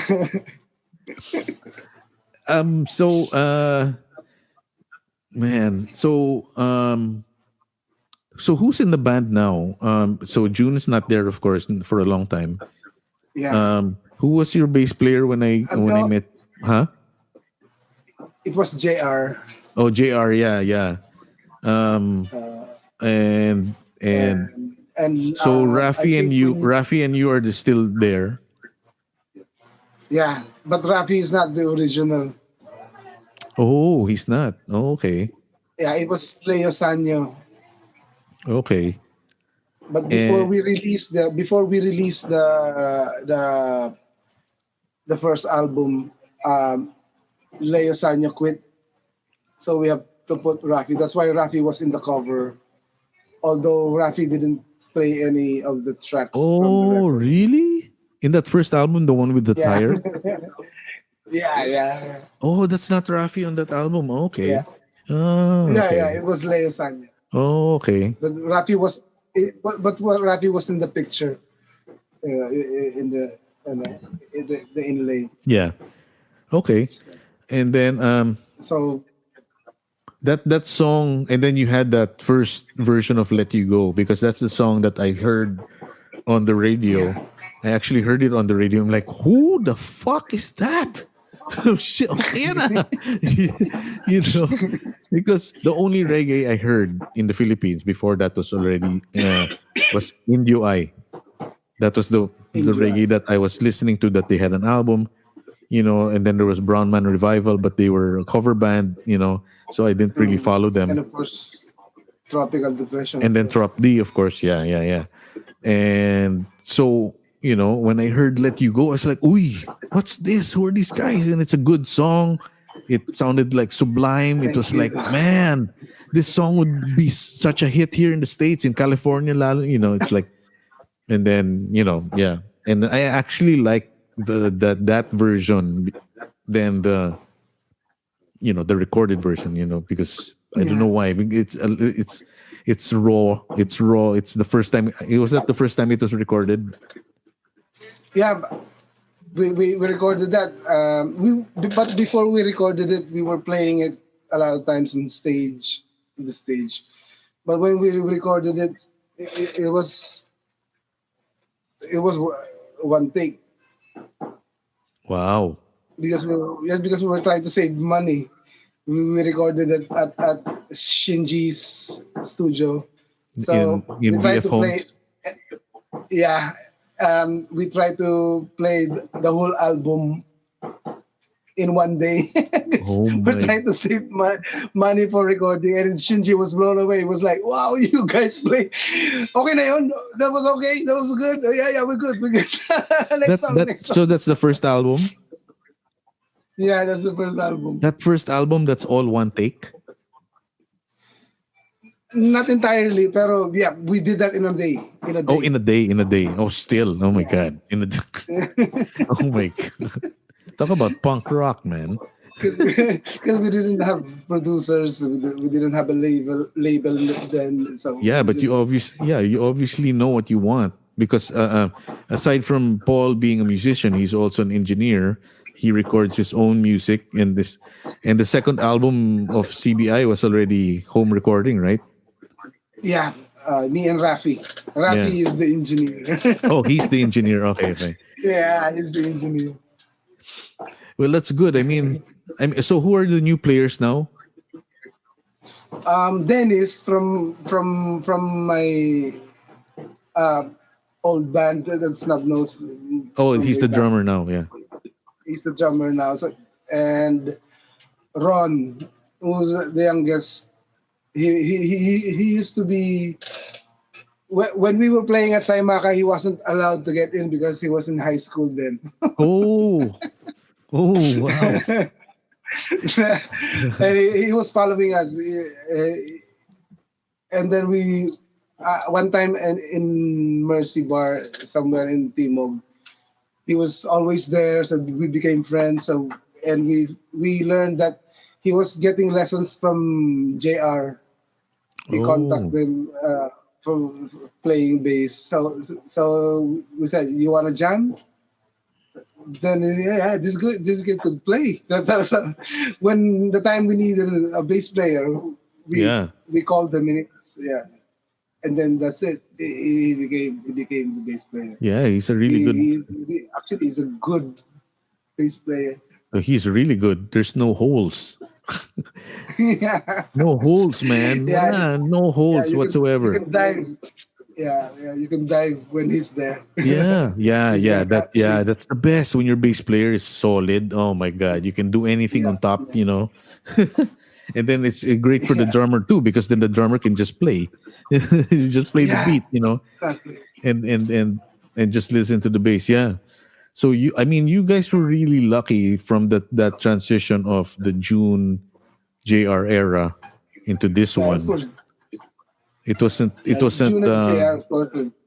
Oh yeah, they were great. I mean, yeah, of course. And of course that's the Coffee Break Island that I saw, that I fell in love with. So those guys have a special, place in my heart with Coffee Break. See June and JR, and that was great because you and JR on stage. Well, JR, right, or RJ? No, JR. JR. JR. His real name is Romel. Okay. But also, I mean, you on stage, you guys also had this chemistry. You would do the ska dancing while playing the instrument. So it was really a complete package. It was natural. It didn't feel like you were planning it. It just came out naturally, and then of course I have to tell everybody that Mr. Paul PUTI-AN is a very fashionable gentleman. That's one thing. And he has these I love your that makeup bag, the thing no, you have the thing. You think the red and he puts his effects there, but it's a makeup a makeup bag from the 60s, because I know, because my mom had one of those. I was like, hey, that's like my mom's. And then he'd open it, and it would be either effects or, I don't know, alcohol. I don't know what's in there. Tanduay. Yeah. It was the alcohol kit, Yeah. So let's go on to Los Borrachos, the drunks. Yes. So what's that? That's the other side of you. That's your bluesier side. Yeah, it's like actually that was the music that I played from Borrachos was the real music that I really fell in love when I was growing up. Neil Young, Bob Dylan, Beatles, folk rock stuff. So it was like, maybe I can do this alone. I tried to do the folk thing. It's just gonna be me and my guitar and my harmonica, like a Dylan thing. So I think for about 6 months I was playing like that. Mm-hmm. It was so sad. It was just you. Yeah, just me going in a gig, booking the gigs, and then I'm just gonna prepare all by myself. They're gonna be there, sitting on a table around drinking. Oh man! It was like, oh man, this is I need a bandmate. Yeah. I couldn't do this alone.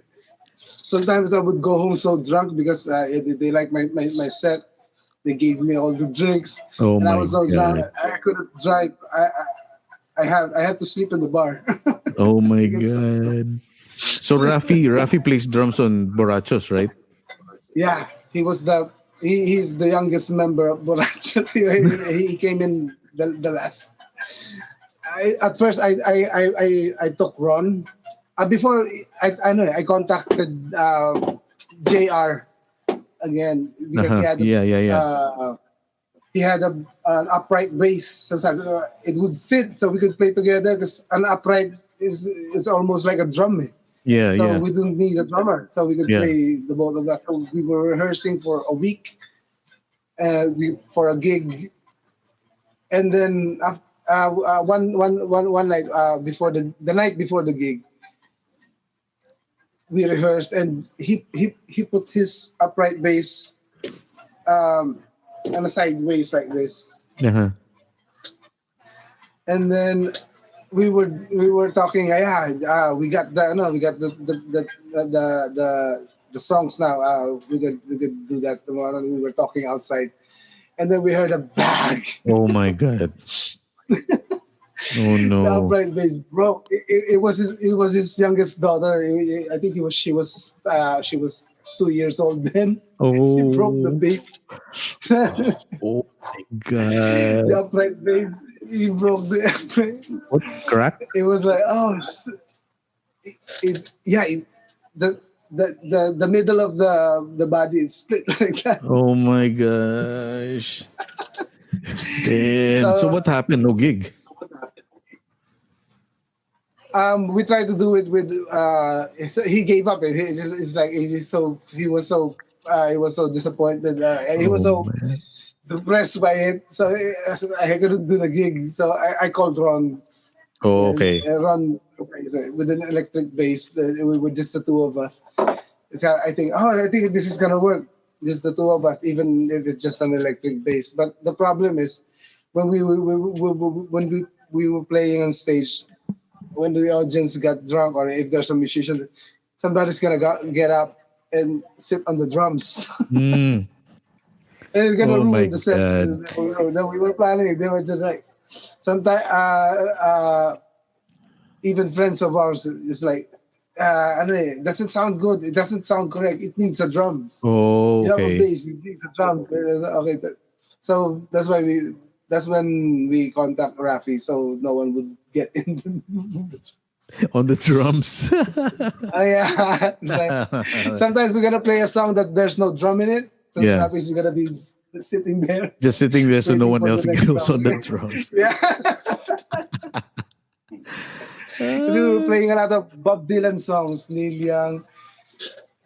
And in Borrachos, we were like playing not the famous Dylan songs or the famous Neil Young songs. So most of the people, when we play that, they were just talking over our set.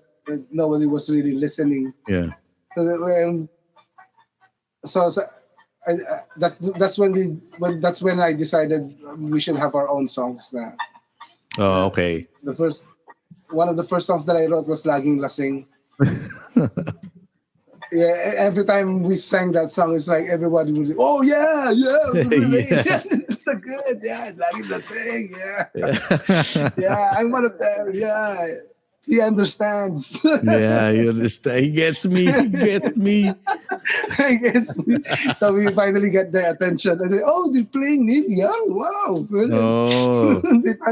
They start to notice that we're playing good songs, really, even the covers. Oh man, that's the complete opposite of how Wolfgang did it. We first played covers that people knew, and then we would put our originals. Because our originals would sound like the covers. Ganun naman. I think that's the way it works. It's just the way around. Yeah. So what's in the plan for Coffeebreak Island? I mean, when all of this madness is over. Actually, we're releasing our third album on November 28th. Oh, okay. You heard it here, folks. Coffeebreak Island, new album, third album, November 28th. Is it going to be on Spotify? Probably December or next year pa. next year. But the album we're gonna release, we're gonna it's gonna be just a limited copy of CDs, 100. Oh, okay. 100 copies lang, because it's hard then to promote right now. Yeah. So it's just gonna be pre-order stuff, just to spread the music. But Yeah. we're working on the online. Actually, we finished the album, almost finished the album before the lockdown. Wow. So we finished the other stuff here na lang, here in Alitaptap. Oh, okay. Well, all right then. Thank you very much, Paul. Can you invite Bobby again here, and then we'll talk about your project now. Both of you, okay? Yeah. Yeah, all right, man. So, guys, please check out Coffee Break Island. Their music is on Spotify and also Borrachos, and you won't be disappointed. Thanks. All right, so now let's talk a little bit about your guys' present project. Who wants to take the Bumi project. Bumi Bumi, a personality. It means earth. So a person. Bumi, her name. So Mother Earth. So Bumi. And the album includes songs with guest artists. Also, you Wolf, you want, you could, part of the album, do Sure, man. drums on a particular song. Because Yeah, we're sure, going man. to have other guests from. So we're going to have guests from Italy, from Brazil, from the US also. Foreign artists going to jam on a particular song, and basically the song is it sounds universal because the Westerners, I mean in America, they're trying to play Eastern music now, right? Mhm. Even the so-called the new R&B, it sounds like Eastern now. So the West are trying to play Eastern, right? So here, this is Eastern, the real one. Yeah. So we are going to invite people from other countries to collaborate on a particular song, and you can do you want, include yourself to the album, and then Sure, man. I think it's nice. It's nice. All right, pare. I would be honored. Yeah, we will just send you the maybe we will just send you the tracks, and then put your line on it, and then we're gonna do the mixing here. Okay. So, is this a full album? Yeah, it's a full album. Songs and there'll be pure music, instrumentals, and on this particular album, we have also Jigger Cruz going to play a module. Used now, it's a new form of music, which is from idea coming from the electronics music, but this time it's electronics making organic sounds. Yeah, organic sound. Right. And it's really a nice the instrument. So it's going to collaborate with us for 2 songs, and he also lives here inside the village. Oh, nice. So it's really easy for us to do recordings now, because the people around here are Just really neighbors. available, and neighbors. Oh my God, that's the best. Yeah. Oh my God. Yeah. Yeah. So, did you guys collaborate as a songwriting team for the whole thing? Yeah. Also in producing the recording. So which instruments we're gonna use. So me, I have a deep understanding with the ancient because when I finished my college in music, it's I used to play all different ancient instruments. So now I'm applying it to the album. So like this one, it's a sunshine. Yeah, I love that Okinawan instrument. sunshine. I love that Yeah, instrument. it's That instrument have is both. so relaxing. Yeah.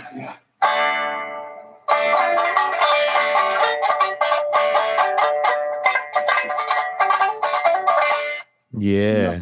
It's nice. I'm thinking of samurais. So yeah, samurais. And bamboos. And bamboos.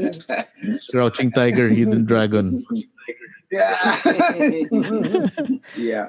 But that's a Japanese instrument, right? Or is it Chinese? Yeah, this is an Okinawan sunshine. Oh, Okinawa. That's, Okinawan yeah. sunshine. Okinawa is Okinawa. Yeah, because Okinawa is more commercial, concerning with the popular music. Oh, Okinawan. okay. Because the one they're using is shamisen. Shamisen is much difficult to handle. Although I Oh, have shamisen also. So Okinawan sunshine is easier. Easier. During after World War II, after the bombing, they improvised with a tin can, the milk yeah, tin can. yeah. They put wires, they put the wood on it, and then they play. That's they play the shamisen or the sunshine. Actually, the idea is sunshine. So that's where that's the play. so that's why the sounds Yeah. like that. It's They used imitating to- that tin can. Yes. Yes.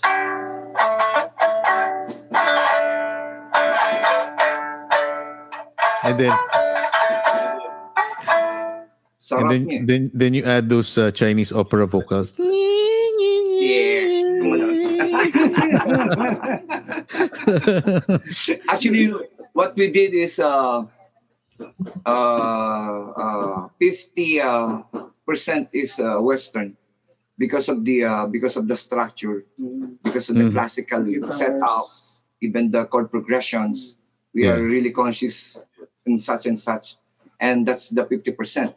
And then the 50% is Eastern because we were from the East, and the other 100% Eastern because the project is basically wanting to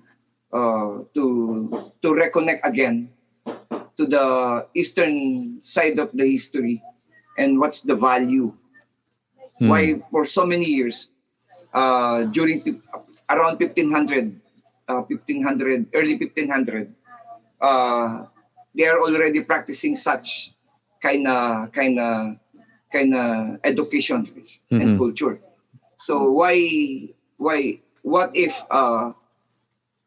give the Eastern a chance to handle things like Yeah. because if you are going to study the history before it's classical, it's pure West, and then Impressionism came. It's it's an adaptation of Eastern. Yeah. Like during the time, the musicians Debussy, Stravinsky, and then the visual artists are Monet, Degas, Cassatt. Those people. It's Impressionism, West meet East, right? Yeah. Yeah. And then up to now, we're still in this era. Up to now. Yeah. We just simply trying to make it simpler, but still the Impressionism. Even avant-garde came from Impressionism Yeah. because Impressionism, France and then Germany, Expressionism, Yeah. and that's all this. It's still Impressionism. They are trying to experiment on the culture, the music and the arts of the East. So actually, we are trying to make it more really Eastern, but we just use the academe or the Western I mean the percent of the idea of the particular song. I mean every songs are mixture of such. Yeah. We only use the technical for the West, and then the East is just the creativity. Yeah. Right. Let's see what will be the what will be the equivalent, or what will be the summum bonum of this kind of experimentation. Yeah. So it's an experiment actually, because it's really difficult, right, to come up with an album, a new idea around this, with this culture happening right now. Yeah. The pandemic era, it's really difficult for artists to to be creative and really create and make it really a manifesto. It's really difficult. So we tried, and we are trying. We're trying to come up with an album that we know that this one could at least make people, maintain the balance at least. So it's more meditative. Most of the pieces will be meditative. Trying to relax. Yeah.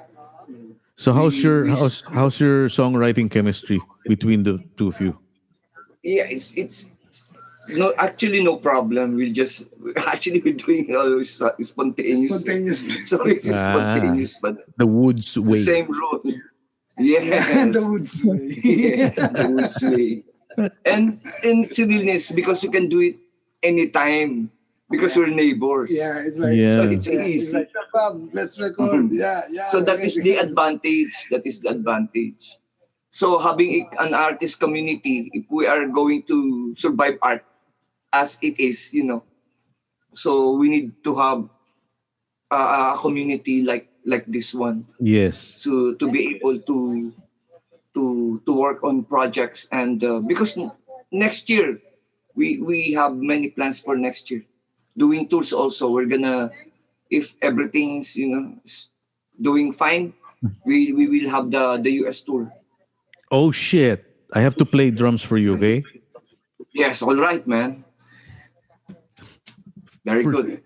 Reserve na yan, ha? Reserve na yung drum chair na yan. Yeah, man. Yeah, man. Not Rafi, me. I love you, Rafi. We're Anyway, gonna do that, man. yeah, that's exciting, man. Shit. And then shit, man. When you come here, fuck, I'm gonna take you guys to the fucking real shit, pare. Yes, pare. Oh my God. And then, and that's some exciting news, man. So what's the project called again? Yeah, it's booming. It's a song storytelling and designed for a dance concerto. So we're gonna launch the album with a dance concerto. So it's more right now. It's talaga arte, because this is how we need to do this. Yeah. And should be art. I mean, it's a dance concerto. Basically, parang parang siyang intermediate. Yeah, it's an intermedia or multimedia. interdisciplinary. Yes, it's an interdisciplinary. So while there will be dancing, there will be arts performance doing installation art at the same time while we are playing. So it's more decorative, and it's disciplinary. That is our project. Not simply album. It's with the performance of this such and such. The cover itself of the album is Sir Bobby's. Yeah, I'm doing the album. I'm doing the paintings for the. Oh, that's right. You are a painter as well. And then, Yeah. And then we're gonna sell the album to help the funding. We're gonna sell the paintings funding the whatever projects. The projects. Yeah. And I also want to say before we go, Bobby, when the lockdown first happened, the early months, when musicians were Yeah. playing, you were playing guitar, man. That was really nice. I mean, that was you were, Yeah, and then yeah. now I understand. Looking back on it, it's like, yeah, you were just improvising the whole time. No. Yeah, it's like now that you Yeah. told me about the WUDS Yeah. method. Yeah. Just enjoying, man. Having Yeah. fun. That is But then the yun na nga, but then having you fun. could feel the vibe. You Yes, weren't there's this just, vibration. yeah, there's a vibration happening because you were just like, okay, I'm doing this so that I can bring some happiness or some calm to whoever's gonna Yeah. listen to this, you know. Yes, yes. Enjoying and at the same time relating and Giving back the love. connecting. Yes. Spread the love, that man. because- Spread the love. Yeah. Especially the first week of the lockdown. Wow, man. It's really depressing. Yeah. Because you keep on worrying about your friends out Outside, there, out there.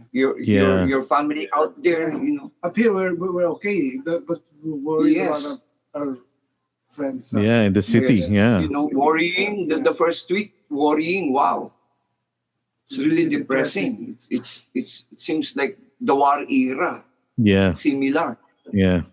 but there's no bombing, and it's just you need to get quarantined and got locked down. Right? Man.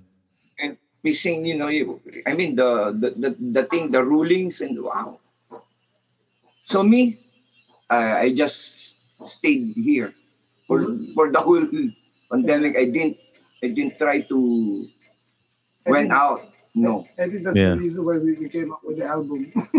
It's like, Yeah. Yes. it's like we need to bring some healing to what's going on. Oh my God. There's so much healing. Oh my God. Yes. Of course. It's This era. ooh, Everywhere. everywhere. It's- Everywhere. Yeah. It's not just like, you know, when people here in the States, you know, they're like, you know, it's like, oh yeah, it's sad, depressing, and then you realize it's like, you know, it's also happening in the Philippines, it's also happening in Spain, it's also happening in Italy, you know. Yeah. It's like a global thing that everyone in the world is experiencing the same fear, like you said at the beginning. Yeah. Fear, you know, and fear is death. But we need to expect something good is going to happen after this. Yeah. Expect that. And And I think it's going to start anytime when everyone's heart is clean yeah. of That's what- worries, clear of fear.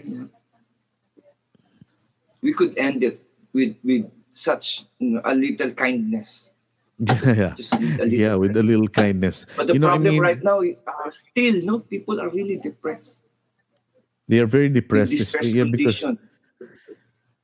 because you know, is here in America, a lot of people aren't working, so that's the main source of the depression, is that there's no work, and you know, there's no Wow. you know, you're always thinking, it's like, how am I going to feed my family? You know, I mean, Yes. so are you both family men? Yeah. Yeah. Yeah, Here, so you we understand. do not have problem with food, because the environment provides us food. Yeah, there you So go. many foods. Yeah. No problem See- with food here, because here it's a farm, it's a forest. It's just the thing is, you should take care of nature, because nature's gonna take care of you. Like, Yes. Yeah, man. it is Yeah, don't happening. put dolomite in the Manila Bay, man. Yes, man. Tang ina, di True. ba? I'm not. You know, it's funny to hear. It's funny, no, but it's funny and it's not Yeah, funny. It's like that. Because it costs a lot.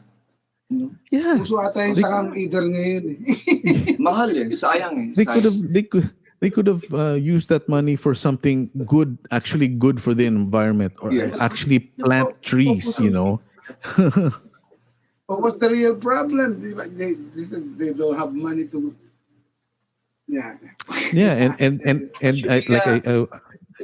And you know why? Why is this thing happening?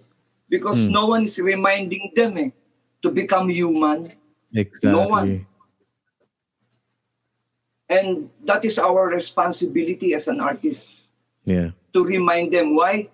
Because we are spending time trying to making goodness for everyone. It's not only for our own enjoyment, it's for everyone. Yeah. So we need to get oriented again on such idea on becoming human again. We have to go that's back the to the problem. garden. Yeah. Becoming human, it's so simple. Just being kind. It's human. It's the Patient. most simplest thing. It's like if you have something bad to say, just don't say it. Yeah. Exactly. You just keep it to yourself. I mean, that person. That's the thing here. It's like people are just they say the N word like it's nothing. It's like, dude, that's not cool, man. You can't say that stuff. Because that's hurtful. It's Yes. hurtful. Hurting someone. Diba? Yeah, you're hurting someone, and then if of course you hurt someone, and then the tendency, there's a 50-50 chance that person is going to hurt someone else, and so on and so forth. So might as well Yeah, that's keep the yeah. just keep it to yourself, or dig a hole in the ground and shout it there on the hole, and then cover it up with soil again. Yes. Yeah, exactly. All right, gentlemen, thank you very much Yeah, for all right. doing this, man. Thank you very much, Walt. Pare. Salamat. Ladies Balitaan and kita gentlemen. for the drumming. Are you Oh jamming? yeah, man, yeah, for sure. And then the tour, man. Yes, the tour, pare. We're gonna do that, man. We need to. Okay. We need to, pare. Thank you very much, All right. guys. I love you guys. Spread the love. Love you too, Spread man. love, man. Paul PUTI-AN and Bobby Balingit, two of the best songwriters in the Philippines, man. You go check them out. Coffeebreak Island and Thank WUDS you. and Thank you. Borrachos. Thank you. Thank you very much. All right. Bye, guys. Bye, bye, man.